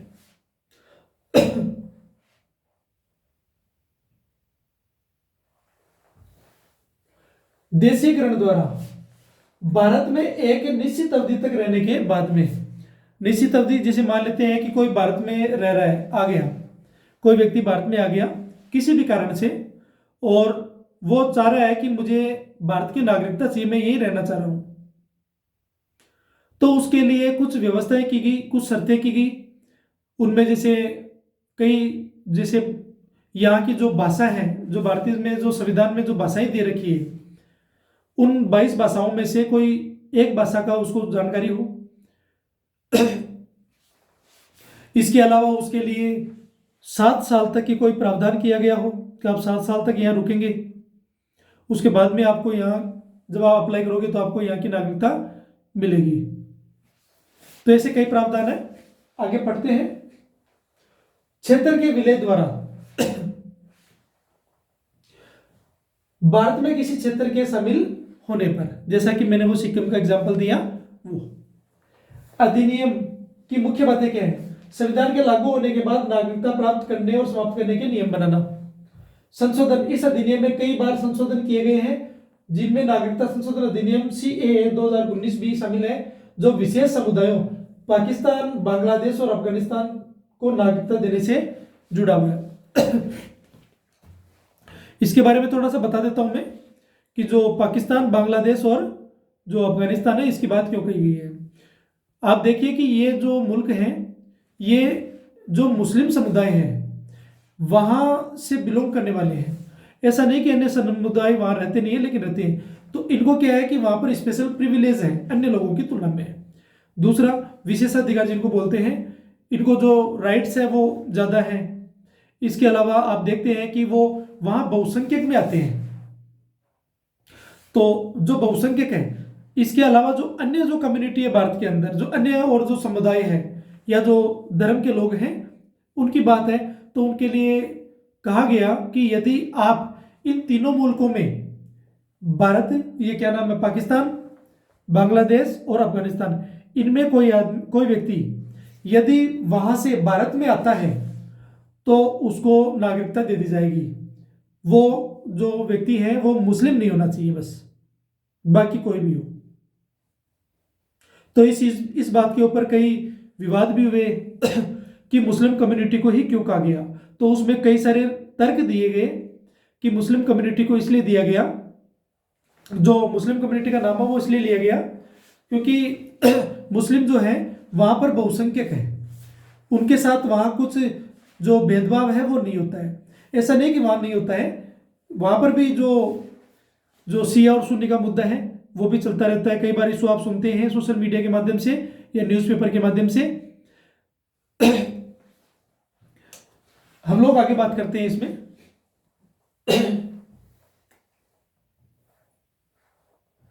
भारत का राजपत्र जो है ओरिजिनल ड्राफ्ट से आता है।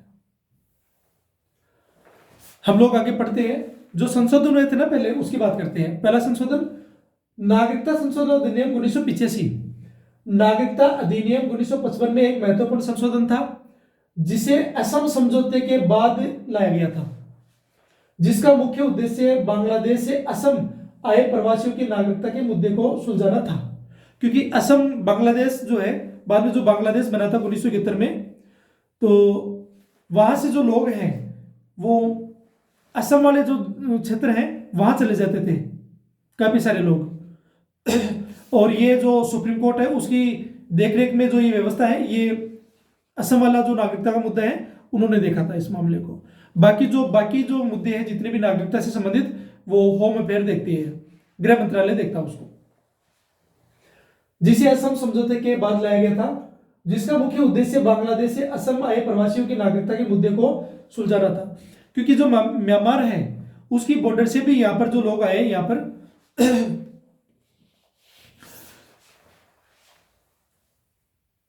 विशेषकर 25 मार्च 1971, ये डेट याद रखना, के बाद आए लोगों के लिए एक कट ऑफ तिथि निर्धारित करना था, ताकि अवैध प्रवासियों की पहचान हो सके और कुछ शर्तों के साथ उन्हें नागरिकता दी जा सके। यह एक जटिल और विवादास्पद कानून है, जिसे हाल ही में सुप्रीम कोर्ट ने वैध ठहराया। मुख्य बिंदु, असम के मामले में सुप्रीम कोर्ट थी, बाकी गृह मंत्रालय। ध्यान रखना। पृष्ठभूमि, बैकग्राउंड क्या है इसका। यह संशोधन 1985 के असम समझौते का परिणाम था, जो बांग्लादेश से अवैध प्रवासियों के मुद्दे को हल करने के लिए हुआ था।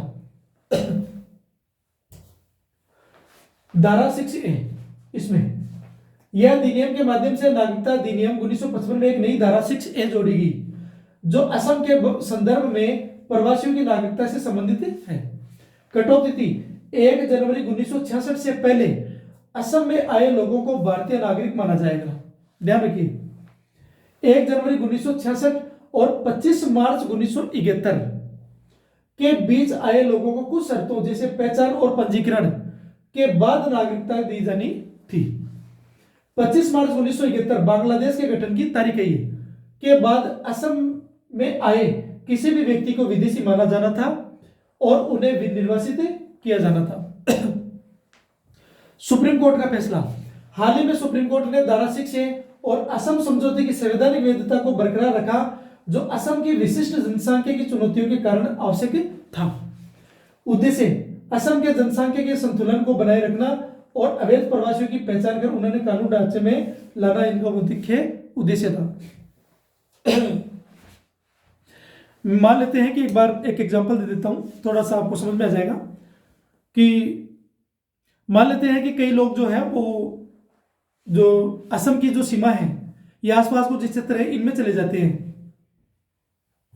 अगर इनमें जाते हैं वो तो एक दो लोग नहीं जाते हैं, वो काफी सारे लोग जाते हैं।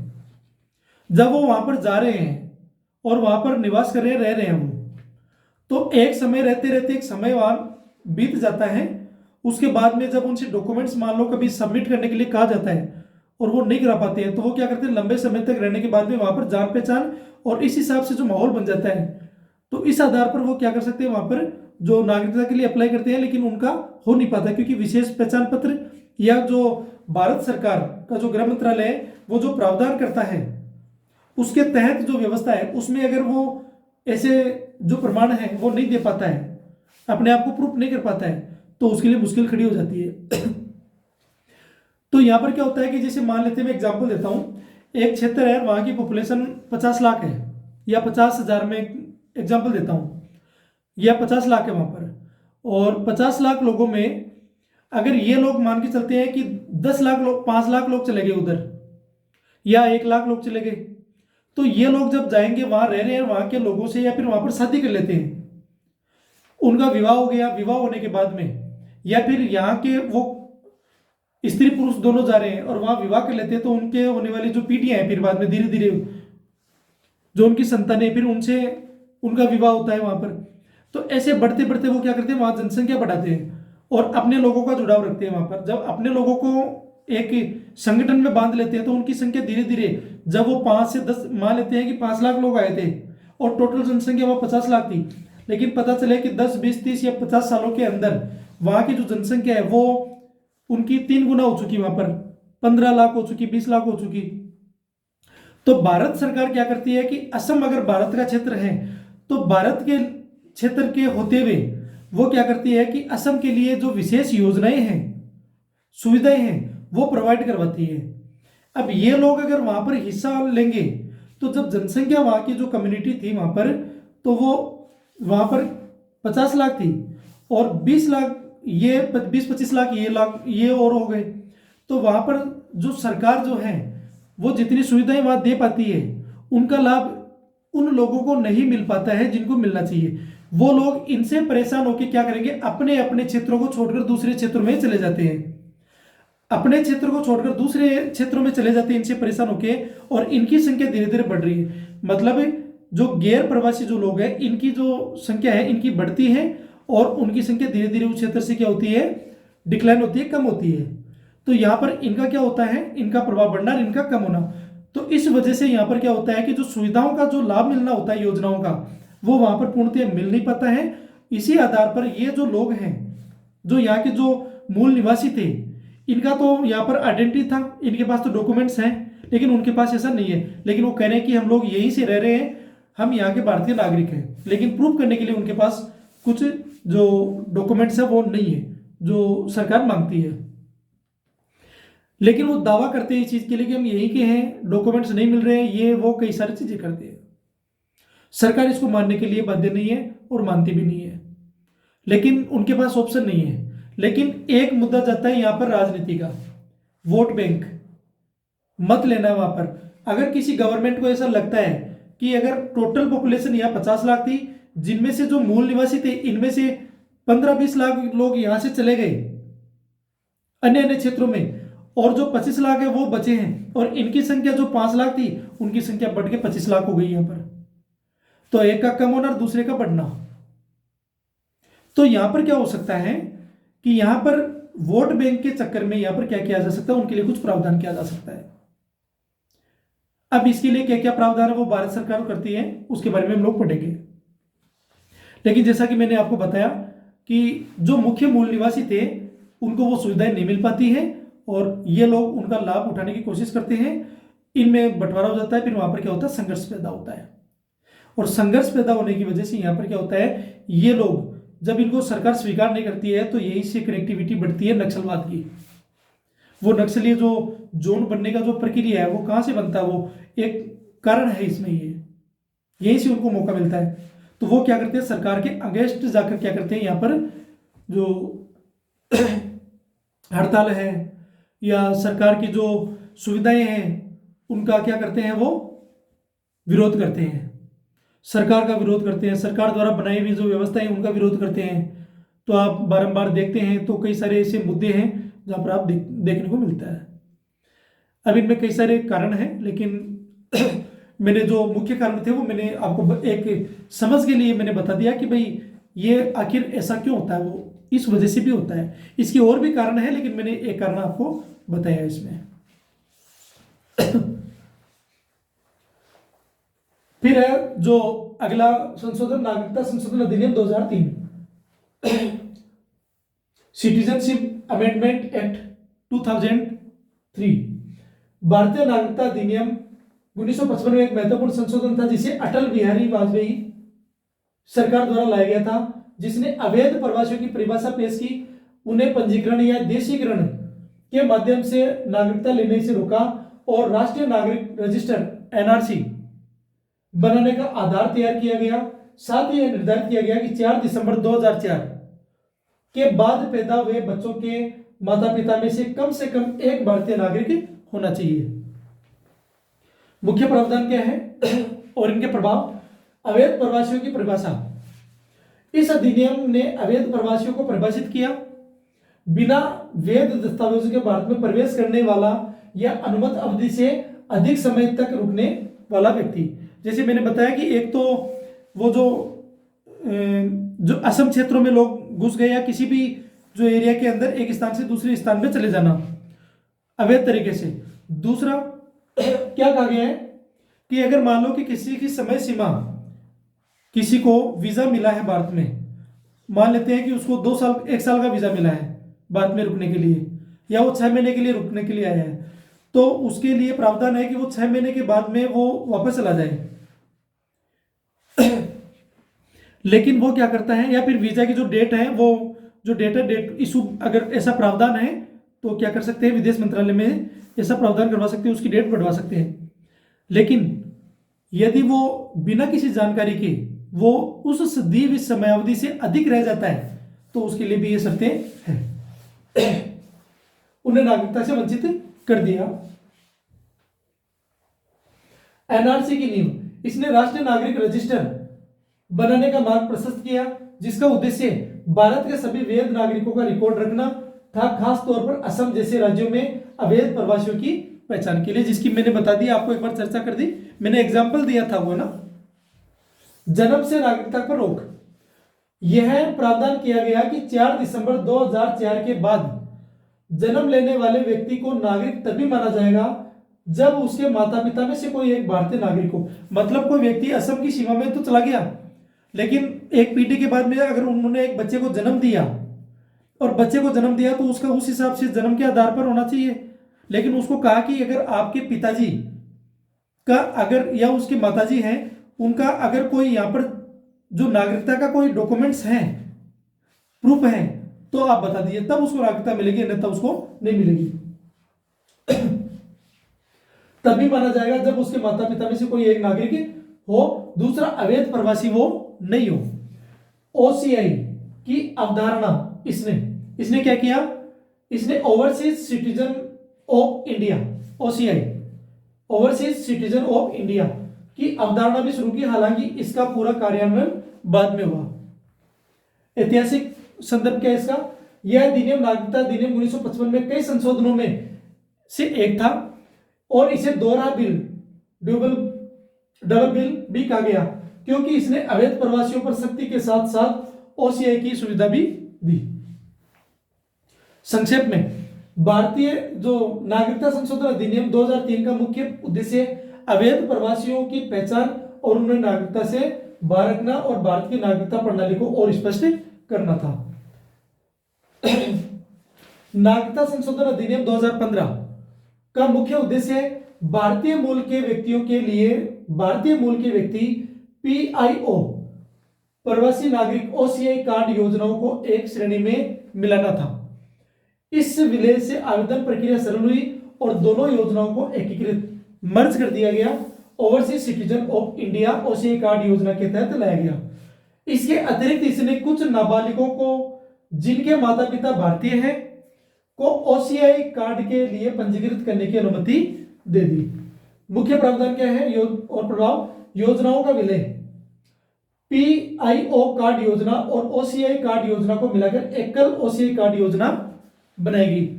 प्रक्रिया का सरलीकरण, इस विलय से आवेदन प्रक्रिया सरल हुई और भ्रम दूर हुआ, जिससे विदेशी नागरिकों के लिए ओसीआई कार्ड प्राप्त करना आसान हो गया। सभी पीआईओ कार्ड धारकों का ओसीआई में रूपांतरण इस संशोधन के बाद में सभी मौजूदा पीआईओ कार्ड धारकों को स्वचालित रूप से ओसीआई कार्ड धारक माना गया। जो पहले उसमें थे पीआईओ में, उनको इसमें शामिल कर लिया। नाबालिगों के लिए प्रावधान, अधिनियम में यह भी प्रावधान था कि कोई भी बच्चा जिसके माता पिता भारतीय हैं ओसीआई कार्ड के लिए पंजीकरण कर सकता है। नागरिकता संशोधन अधिनियम सीएए 2019 इस पे काफी विवाद हुआ था। देखते हैं, नागरिकता अधिनियम 1955 में संशोधन करता है जिसमें पाकिस्तान, बांग्लादेश और अफगानिस्तान से आए हिंदू, देख लीजिए, हिंदू, सिख, बौद्ध, जैन, पारसी और ईसाई समुदायों के प्रवासियों को भारतीय नागरिकता देने का प्रावधान है, जो 31 दिसंबर 2014 से पहले भारत में आए थे।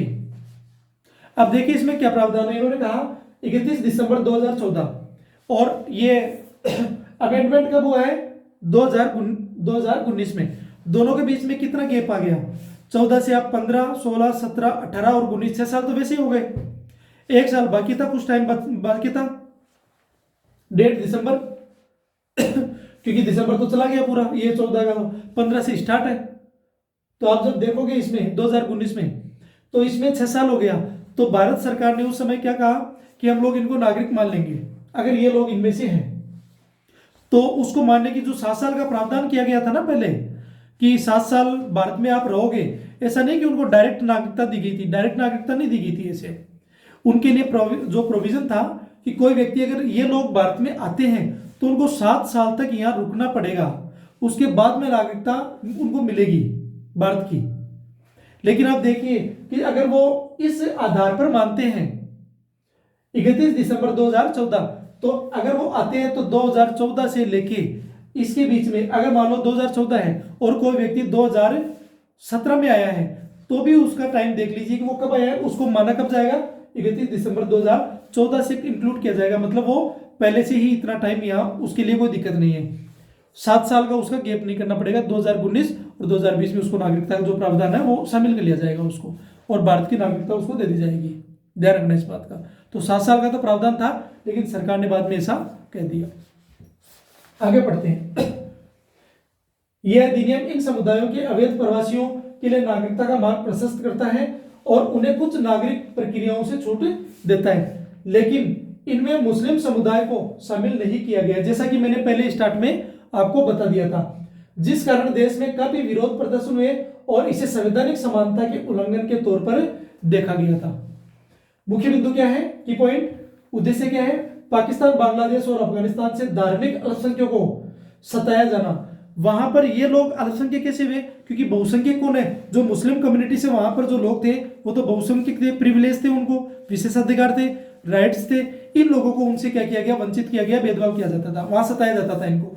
इस आधार पर 31 दिसंबर 2014 या उससे पहले भारत आए थे समीन समुदाय, हिंदू, सिख, बौद्ध, जैन, पारसी और ईसाई मुसलमानों को छोड़कर समय सीमा 31 दिसंबर 2014 को या उससे पहले भारत में प्रवेश करने वाले आए थे, तो उनको इसमें क्या होगा? शामिल कर लिया जाएगा। इसके बाद में आता है तो उसका प्रावधान सरकार जानती है, लेकिन इसे इस टाइमलाइन से अगर पहले वो आ रहे हैं तो उनको नागरिकता ऑटोमेटिक ही मिल रही है।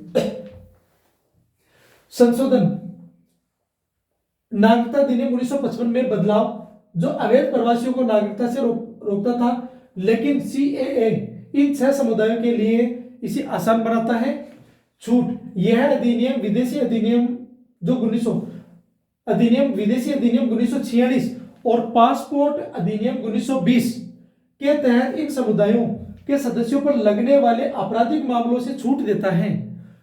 विरोध, प्रोटेस्ट, यह अधिनियम संविधान के अनुच्छेद 14 समानता का जो अधिकार है का उल्लंघन है क्योंकि इसमें मुसलमानों को शामिल नहीं किया गया, जबकि उसमें क्या कहा गया है कि धर्म, जाति, क्षेत्र, इन चीजों के आधार पर कोई भेदभाव नहीं किया जाएगा। जबकि यहाँ पर जो मुस्लिम कम्युनिटी का नाम लिया गया है, लेकिन यहाँ पर मुस्लिम कम्युनिटी का नाम नहीं लिया गया था, यहाँ पर अल्पसंख्यक कहा गया था सुप्रीम कोर्ट के द्वारा।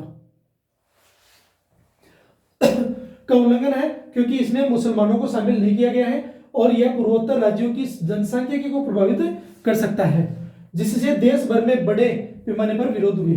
क्योंकि जो बांग्लादेश की सीमा है, जब आप जाओगे तो जो असम का एरिया वो थोड़ा सा प्लेन एरिया है और बाकी जो एरिया है वो थोड़ा सा उबड़ खाबड़ और जो माउंटेन वाला एरिया उधर पहाड़ी क्षेत्र है और यहाँ पर ज्यादा है, तो लोग डायरेक्ट यहाँ क्या कर सकते हैं, बांग्लादेश से वहां पर जा सकते हैं। धर्म के आधार पर जो विवाद हुआ था, धर्म के आधार पर भेदभाव, देखिए आलोचकों का तर्क है कि धर्म के आधार पर नागरिकता देना असंवैधानिक है। असम समझौता पूर्वोत्तर, कारण क्या था, क्योंकि मामला सुप्रीम कोर्ट में गया था और सुप्रीम कोर्ट में इसमें जो सुप्रीम कोर्ट है इन्होंने मुसलमानों का नाम नहीं लिया, उसमें अल्पसंख्यकों का नाम लिया था। कारण उसमें था क्योंकि अगर मूल अधिकारों में अगर कोई दिक्कत होती है तो सुप्रीम कोर्ट क्या करती है, उसके संरक्षण के लिए बनाई हुई है।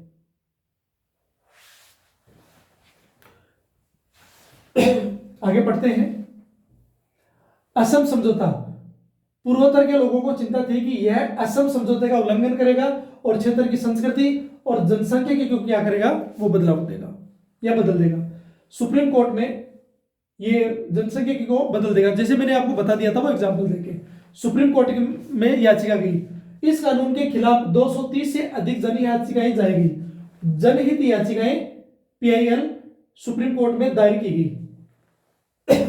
यह अधिनियम भारत के नागरिकता कानून में एक महत्वपूर्ण बदलाव था, जिसने कुछ विशेष समुदायों के लिए नागरिकता प्राप्त करने का मार्ग बदला, लेकिन साथ ही देश में एक बड़ा राजनीतिक और सामाजिक विवाद भी खड़ा हो गया।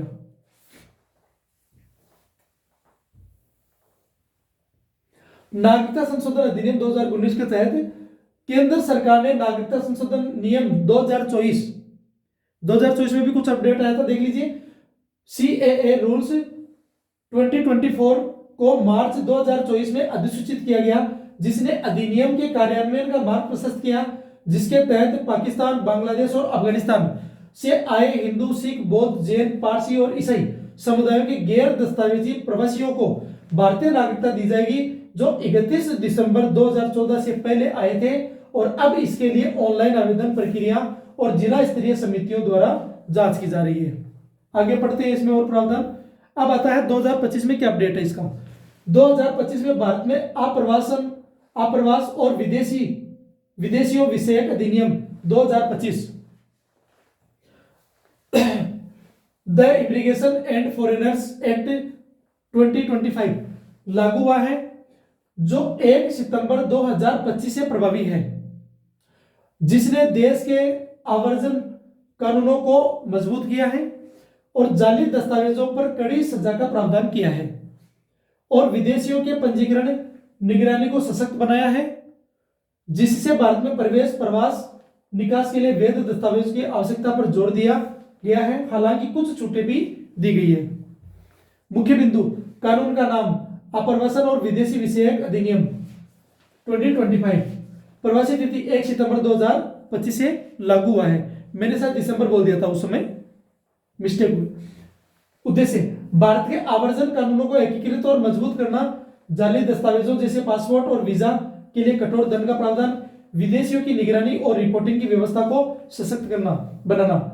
मुख्य प्रावधान, भारत में प्रवेश, प्रवास और निकास के लिए वैध पासपोर्ट, यात्रा दस्तावेज या वीजा अनिवार्य है। भारत आने वाले विदेशियों को पंजीकरण अधिकारी के पास पंजीकरण करना होगा। छूट, अधिनियम के कुछ प्रावधानों से छूट के लिए प्रवास और विदेशी छूट आदेश 2025 भी जारी किया गया। एनआरआई देखिए, पढ़ लेते थोड़ा सा और। अनिवासी भारतीय नागरिक होते हैं। एनआरआई क्या होते हैं? भारतीय नागरिक होते हैं जो विदेश में रहते हैं, जबकि पीआईओ भारतीय मूल के व्यक्ति हैं और ओसीआई भारत के विदेशी नागरिक, भारतीय मूल के विदेशी नागरिक होते हैं। भारतीय मूल के हैं कि उनका जन्म भारत में हुआ है लेकिन उन्होंने विदेश में जाके नागरिकता ले ली, ये बात कही है। पीआईओ कार्ड अब बंद हो चुका है और उसके लाभों को ओसीआई योजना में मिला दिया गया है, जो विदेशियों को भारत में रहने और काम करने के लिए आजीवन वीजा और अन्य विशेषाधिकार देती है। ओसीआई कार्ड दोहरी नागरिकता नहीं है और यह भारतीय नागरिकता के समान अधिकार नहीं देता है। यह भारतीय नागरिकता के समान अधिकार नहीं देता है। ध्यान रखना, तो मैंने कहा था ना कि जो भारतीय नागरिक है उनको कुछ राइट दिए हुए हैं मूल अधिकारों में। अनुच्छेद 15, 16, 19, 29 और 30, ये 5 जो अनुच्छेद है इसमें इसकी व्यवस्था की गई है। ये इनमें अधिकार है, केवल भारतीयों के है वो, बाकी इनको प्राप्त है। लेकिन भारत के साथ जुड़ाव का एक मजबूत तरीका है। एनआरआई, नॉन रेजिडेंट इंडियन, अनिवासी भारतीय। निवासी रेजिडेंस होता है, कौन है? भारतीय नागरिक जो शिक्षा, नौकरी या व्यवसाय के लिए 1 साल से ज्यादा समय के लिए विदेश में रहते हैं। पासपोर्ट, भारतीय पासपोर्ट रखते हैं अधिकार, भारत में कृषि भूमि खरीदने सहित कई वित्तीय लाभ मिलते हैं इनको। PIO, person of Indian origin, भारतीय मूल के व्यक्ति। कौन थे ये? वे विदेशी नागरिक जिनके माता पिता या दादा दादी भारत में पैदा हुए या उनका जन्म हुआ।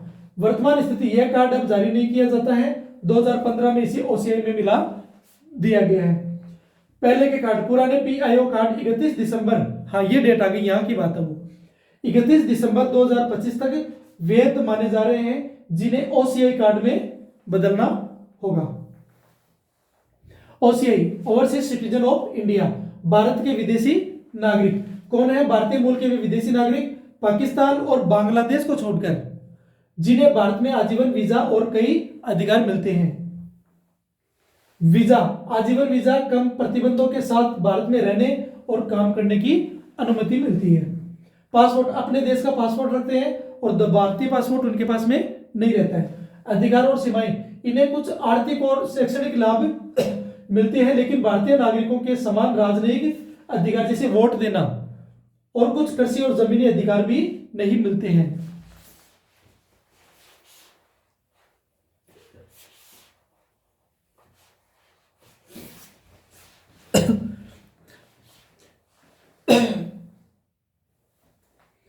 संक्षेप में, एनआरआई भारतीय नागरिक है जबकि ओसीआई पीआईओ विदेशी नागरिक है। ध्यान से, जो भारत से जुड़े हैं पीआईओ को ओसीआई में बदल दिया गया है, जिसे ओसीआई अब भारतीय प्रवासियों के लिए मुख्य श्रेणी। अब हम लोग क्वेश्चन कर लेते हैं एक बार। जैसा कि हम लोग हर एक टॉपिक को कंप्लीट करने के बाद, वीडियो थोड़ा बड़ा बन गया आज ज्यादा, लेकिन आपके लिए मैंने डिटेल से बता दिया है इसमें, और चीजें समझाने में भी टाइम लगता है थोड़ा। भारत में किस प्रकार की नागरिकता का प्रावधान है? एकल नागरिकता। भारतीय संविधान का कौन सा भाग नागरिकता से संबंधित है? भाग 2। भारतीय नागरिकता अधिनियम, नागरिकता अधिनियम 1955 के अनुसार नागरिकता प्राप्त करने के कितने तरीके हैं? तो 5 तरीके: जन्म, वंश, पंजीकरण, देशीकरण और क्षेत्र के समावेशन, मतलब उसको मिलाना। भारत में नागरिकता खोने के कितने तरीके हैं? 3। बी, त्याग करना, समाप्ति करना और वंचना करना। या तो हम स्वयं त्याग देते हैं, या उसकी जो नागरिकता वो समाप्त कर दी जाती है, या उसको वंचित कर दिया जाता है। जैसे मैंने कहा, विदेशी अगर कोई व्यक्ति आता है, कोई लीडर आता है और उसके खिलाफ अगर मान लो वो गलत तरीके से पेश आता है, या उस ऐसी कोई हरकत करता है जो उसकी छवि को नुकसान पहुंचाता है, तो उसको एक पागल या अन्य तौर पर उसको क्या कर दिया जाता है? वंचित किया जा सकता है। उसको बाहर, देश से बाहर नहीं निकाला जाता, लेकिन अधिकारों से वंचित कर दिया जाता, जो राजनीतिक अधिकार उसको दिए हुए हैं। जन्म से नागरिकता का प्रावधान किस अनुच्छेद में है? अनुच्छेद 5 में। जन्म से नागरिकता का प्रावधान किस अनुच्छेद में है? तो 5 में। भारतीय संविधान में एकल नागरिकता का अवधारणा किस देश से संविधान में प्रेरित है? तो ब्रिटेन में, जैसा कि मैंने पहले स्टार्टिंग में बता दिया था। 1 जुलाई 1987 से पहले भारत में जन्मा कोई भी व्यक्ति क्या माना जाता है? जन्म से भारतीय नागरिक। नागरिकता अधिनियम 1955 कब लागू हुआ? 1955 में हुआ। वंशानुगत नागरिकता, सिटीजनशिप बाई डिसेंट के तहत किसे नागरिकता मिलती है? जो भारत के बाहर पैदा हुआ और लेकिन माता पिता में से एक भारतीय हो। भारत में नागरिकता संबंधी प्रावधान संविधान के किस भाग और अनुच्छेद में वर्णित है? तो भाग 2 हो गया, और आर्टिकल 5 से लेकर 11 के बीच में। भारतीय संविधान में एकल नागरिकता, सिंगल सिटीजनशिप की अवधारणा किस देश के संविधान से प्रेरित है? तो ब्रिटेन, यूनाइटेड किंगडम। नागरिकता अधिनियम 1955 के अनुसार भारत में नागरिकता प्राप्त करने के कितने तरीके हैं? तो 5। जन्म, वंश पंजीकरण, देशीकरण और भूमि अधिग्रहण द्वारा। 26 जनवरी 1950 के बाद भारत में जन्मा व्यक्ति भारतीय नागरिक कब माना जाएगा? यदि उसके माता पिता में से कोई एक भारतीय नागरिक हो 1987 से पहले के संशोधन के अनुसार। तो यहां क्या देखा गया है? कम से कम एक माता पिता भारतीय हो, कम से कम माता या पिता भारतीय हो, मतलब माता या पिता दोनों में से कोई एक भारतीय हो। फिर बाद में इसके ऊपर विवाद हुआ आगे, तो ये कहा गया कि भाई आप तो जो जेंडर डिस्क्रिमिनेशन है वो कर रहे हो, आप जन्म मतलब लिंग के आधार पर आप भेदभाव कर रहे हो स्त्री और पुरुष के बीच में। तो उसको आगे ध्यान में रखते हुए इसमें क्या किया गया? आगे प्रावधान किया गया, फिर और माता और पिता दोनों को शामिल कर लिया गया। लेकिन 1987 के बाद नियम बदला। नागरिकता संशोधन अधिनियम 2019 सीएए के तहत किस श्रेणी के लोगों को नागरिकता देने का प्रावधान किया गया? अफगानिस्तान की बात हुई थी, बांग्लादेश और पाकिस्तान से आए, और कौन? हिंदू, सिख, बौद्ध, जैन, पारसी और ईसाई। देशीयकरण द्वारा नागरिकता प्राप्त करने के लिए किसी व्यक्ति को भारत में कितने साल रहना अनिवार्य है? तो यहां पर आंसर दिया हुआ संशोधित प्रावधानों के अनुसार है, ध्यान रखना, संशोधित प्रावधानों के अनुसार 10 साल है। नागरिकता अधिनियम 1955 के अनुसार सामान्यतः 12 साल का निवास आवश्यक है, जिसमें पिछले 12 महीने शामिल है, जिसमें पिछले 12 महीने शामिल है। नागरिक और विदेश में मुख्य अंतर क्या है? नागरिक और विदेशी में मुख्य अंतर क्या है? देखिए, नागरिक देश के प्रति निष्ठा रखते हैं और सभी अधिकार पाते हैं, जबकि विदेशी पूरे जो मौलिक अधिकार हैं जो दिए हुए हैं वो नहीं पाते। नागरिकों के देश के प्रति पूर्ण निष्ठा रखते हैं और सभी सिविल और राजनीतिक, सिविल मतलब नागरिक, और राजनीतिक अधिकार, पॉलिटिकल जो राइट है प्राप्त करते हैं, जबकि विदेशी किसी अन्य राज्य के नागरिक होते हैं और उन्हें सभी अधिकार नहीं मिलते हैं। 17 क्वेश्चन, भारतीय संविधान में नागरिकता से संबंधित कई स्थायी प्रावधान नहीं है, यह किस पर आधारित है? संसद के कानून, नागरिकता अधिनियम 1955 और उसके संशोधनों के माध्यम से जो आगे आगे किए गए थे। नागरिकता संशोधन अधिनियम सीएए 2019 के तहत भारतीय नागरिकता के लिए आवेदन करने हेतु कौन कौन से 3 देश शामिल है? तो पाकिस्तान, कौन से थे? पाकिस्तान, बांग्लादेश और अफगानिस्तान। सीएए 2019 में भारतीय नागरिकता प्रदान करने के लिए कौन से 6 धार्मिक समुदाय शामिल थे? तो इसमें थे हिंदू, सिख, बौद्ध, जैन, पारसी और ईसाई। सीएए 2019 के अंतर्गत किस विशेष स्थिति से पहले भारत में प्रवेश करने वाले अवैध प्रवासियों को नागरिकता का लाभ मिलता है? तो ये 31 दिसंबर 2014। सीएए 2019 के तहत निम्नलिखित में से किन क्षेत्रों को अधिनियम के प्रावधानों से छूट दी गई है? तो किन किन को छूट दी गई है वो देख लेना। CAA 2019 के तहत निम्नलिखित में से किन क्षेत्रों को अधिनियम के तहत छूट दी गई है? देखिए, असम, मेघालय, त्रिपुरा, मिजोरम के आदिवासी क्षेत्र और ILP क्षेत्र। CAA 2019 में मुख्य रूप से किस प्रकार के लोगों को भारतीय नागरिकता से देने से संबंधित है? तो यह है पाकिस्तान, बांग्लादेश और अफगानिस्तान से उत्पीड़ित जो धार्मिक अल्पसंख्यक है उनकी बात की गई है।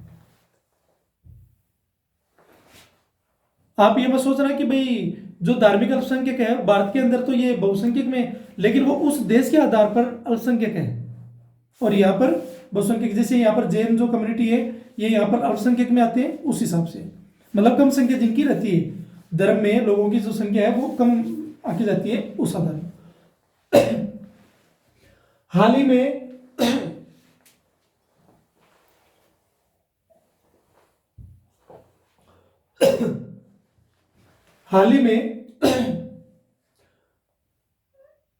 ये करंट का क्वेश्चन है, देख लीजिए।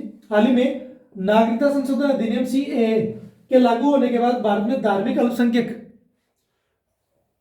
अल्पसंख्यकों के लिए नागरिकता के लिए आवेदन करने की समय सीमा से संबंधित निम्नलिखित कथनों पर विचार करिए। इसमें दे रखा है कि अधिनियम के तहत आवेदन करने की अंतिम तिथि 31 दिसंबर 2024 थी, देखिए क्या ऐसा था, या 2025 थी, देखिए, या 2014 थी, देख लीजिए। फिर है अधिनियम के तहत आवेदन करने की तिथि अंतिम 31 दिसंबर 2024 थी। फिर यह समय सीमा केवल हिंदू, सिख, बौद्ध, जैन, पारसी और ईसाई समुदायों के लिए थी। दोनों कथन सही है।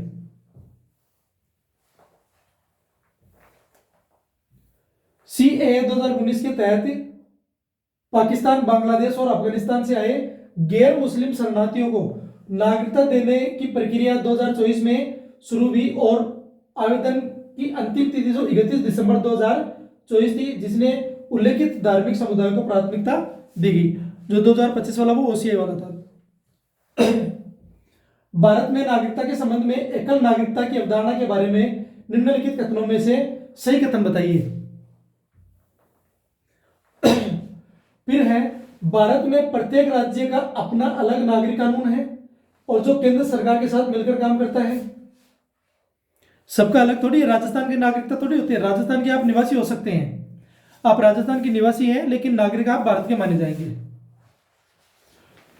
इसका मतलब ये गलत है स्टेटमेंट।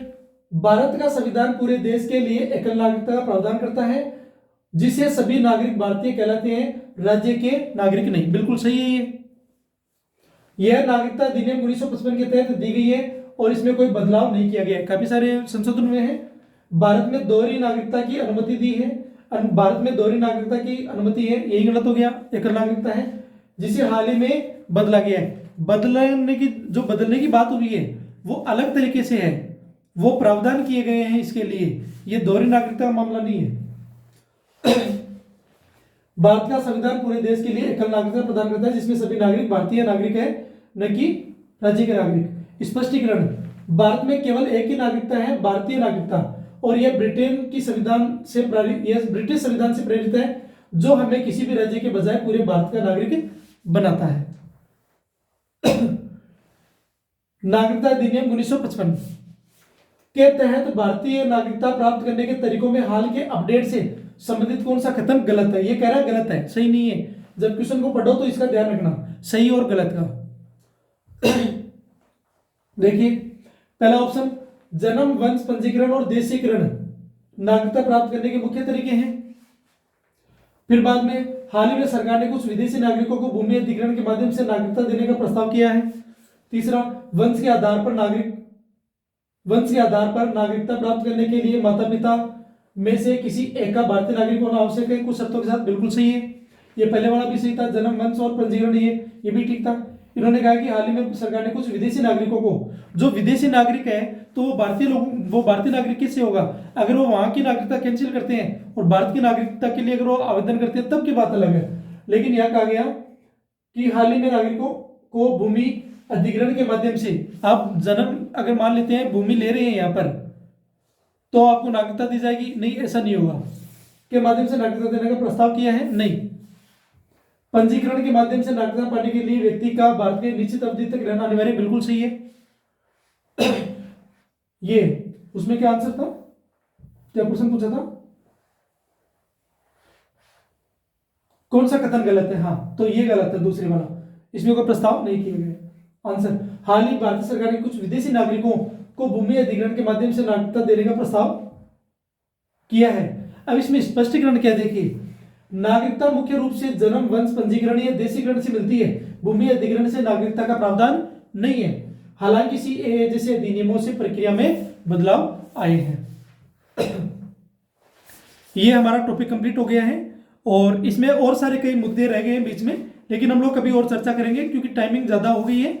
टाइम ज़्यादा होने से फिर वीडियो काफ़ी बड़ा बन गया है, लेकिन इसमें काफ़ी सारी चीज़ें हैं जो आपके कई जो ऐसे माइंड में बने हुए कई थ्योरी या उनके जो डाउट्स हैं, तो उनको क्या है कि यहाँ से आपको थोड़ा जो समझ के माध्यम से वो जो गलतफहमी भी होती है तो वो भी दूर होती है यहाँ से।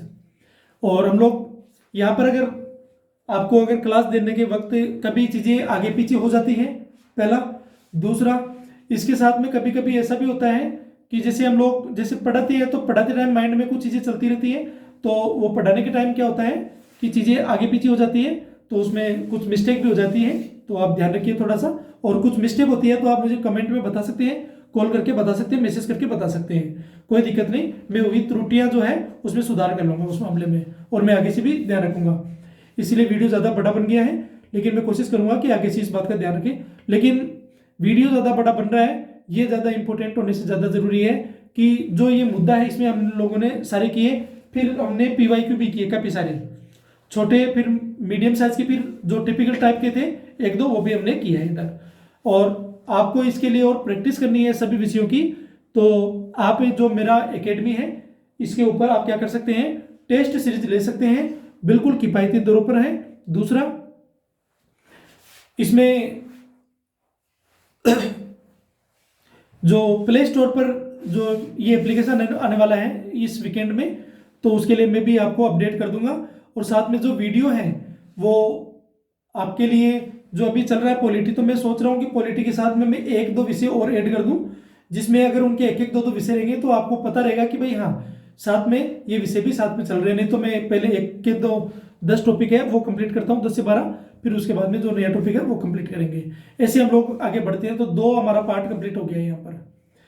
तो मैं अब इजाज़त चाहता हूँ कि एक बार और देख लेते हैं, ताकि कुछ चीज़ें रह गई हो तो देख लीजिए। ये इन सभी की टेस्ट अवेलेबल करवाता है। इनके अलावा और सारे एग्जाम है जो यहाँ पर मैं लिख नहीं पाया, बाकी सब अवेलेबल है यहाँ पर। अकेले यूपीएससी में जो प्रीलिम्स का एग्जाम होता है उसके लिए जीएस जो जनरल स्टडीज का जो पेपर है उसके लिए 60 जो टेस्ट है, 60 टेस्ट और एक में 100 क्वेश्चन है। मैंने पहले वीडियो के अंदर ये चीज़ें बताई थी। और 20 टेस्ट जो है वो मॉक टेस्ट इसके लिए है, CSET के लिए। इसके अलावा 1991 से लेकर 2024 तक के टोटल पेपर दिए हुए हैं। तो कंप्लीट जो चीज़ें हैं वो हमने बता रखी है, नीट के लिए, IIT के लिए और जो मेडिकल एंट्रेंस है इन सब के लिए यहाँ पर प्रावधान कर रखा है कि यहाँ पर टेस्ट अवेलेबल हो, और हम कोशिश करेंगे कि इसके अंदर और अपडेशन किया जाए। दूसरा, इसके वेबसाइट पे जाओगे तो आपको यहाँ पर करंट अफेयर आपको मिलेगा डेली। करंट अफेयर थोड़ा मुझे उसको सारा सेट करने में टाइम लग जाता है, न्यूज़ वगैरह इनको, तो थोड़ा टाइम लग जाता है। लेकिन आप कभी भी अगर फुर्सत में हो तो आप उसको देखिए, उसमें डिटेल दी जाती है, पूरी पॉइंट बना कर दिए जाते हैं अच्छे से। एक चीज़ को कंप्लीट डिटेल करके देते हैं, तो आपकी पढ़ने और समझने में जो हैबिट है वो अच्छी बन जाएगी। वन लाइनर में नहीं देता हूँ इस मामले में। और हाँ, जब करंट अफेयर में दूंगा तो करंट अफेयर में आपको बताऊंगा, तो करंट अफेयर कैसे पढ़ना वो भी मैं आपको बताऊंगा। एक दिन आपको न्यूज़पेपर कैसे पढ़ाना है और आप कैसे पढ़ते हो और कैसे पढ़ना चाहिए वो भी मैं आपको बताऊंगा। तीसरा, आपके लिए जो टाइमिंग का जो शेड्यूल है वो मैं बताऊंगा कि आप टाइम में कैसे कर सकते हैं। फिर टेस्ट सीरीज के माध्यम से आप अपने सब्जेक्ट को स्ट्रॉन्ग कैसे कर सकते हैं। कोई कहता है कि मेरे पास समय कम है, लेकिन मुझे वो समय बता दे, मैं उस समय के अनुसार है ना उसका टाइम शेड्यूल बता दूंगा, तो उस टाइम शेड्यूल के अकॉर्डिंग वो चीज़ें कवर कर पाएगा, अगर हमको अच्छा मतलब सेट हुआ तो। ऐसा नहीं है कि भाई आप एक महीने में बता दो मेरे को यूपीएससी निकालना है, तो फिर वो मुश्किल हो जाता है, ऐसा है। लेकिन मैं इस पर डिटेल से बात करूंगा, लेकिन अभी इसके लिए इजाज़त चाहता हूँ। Thank you.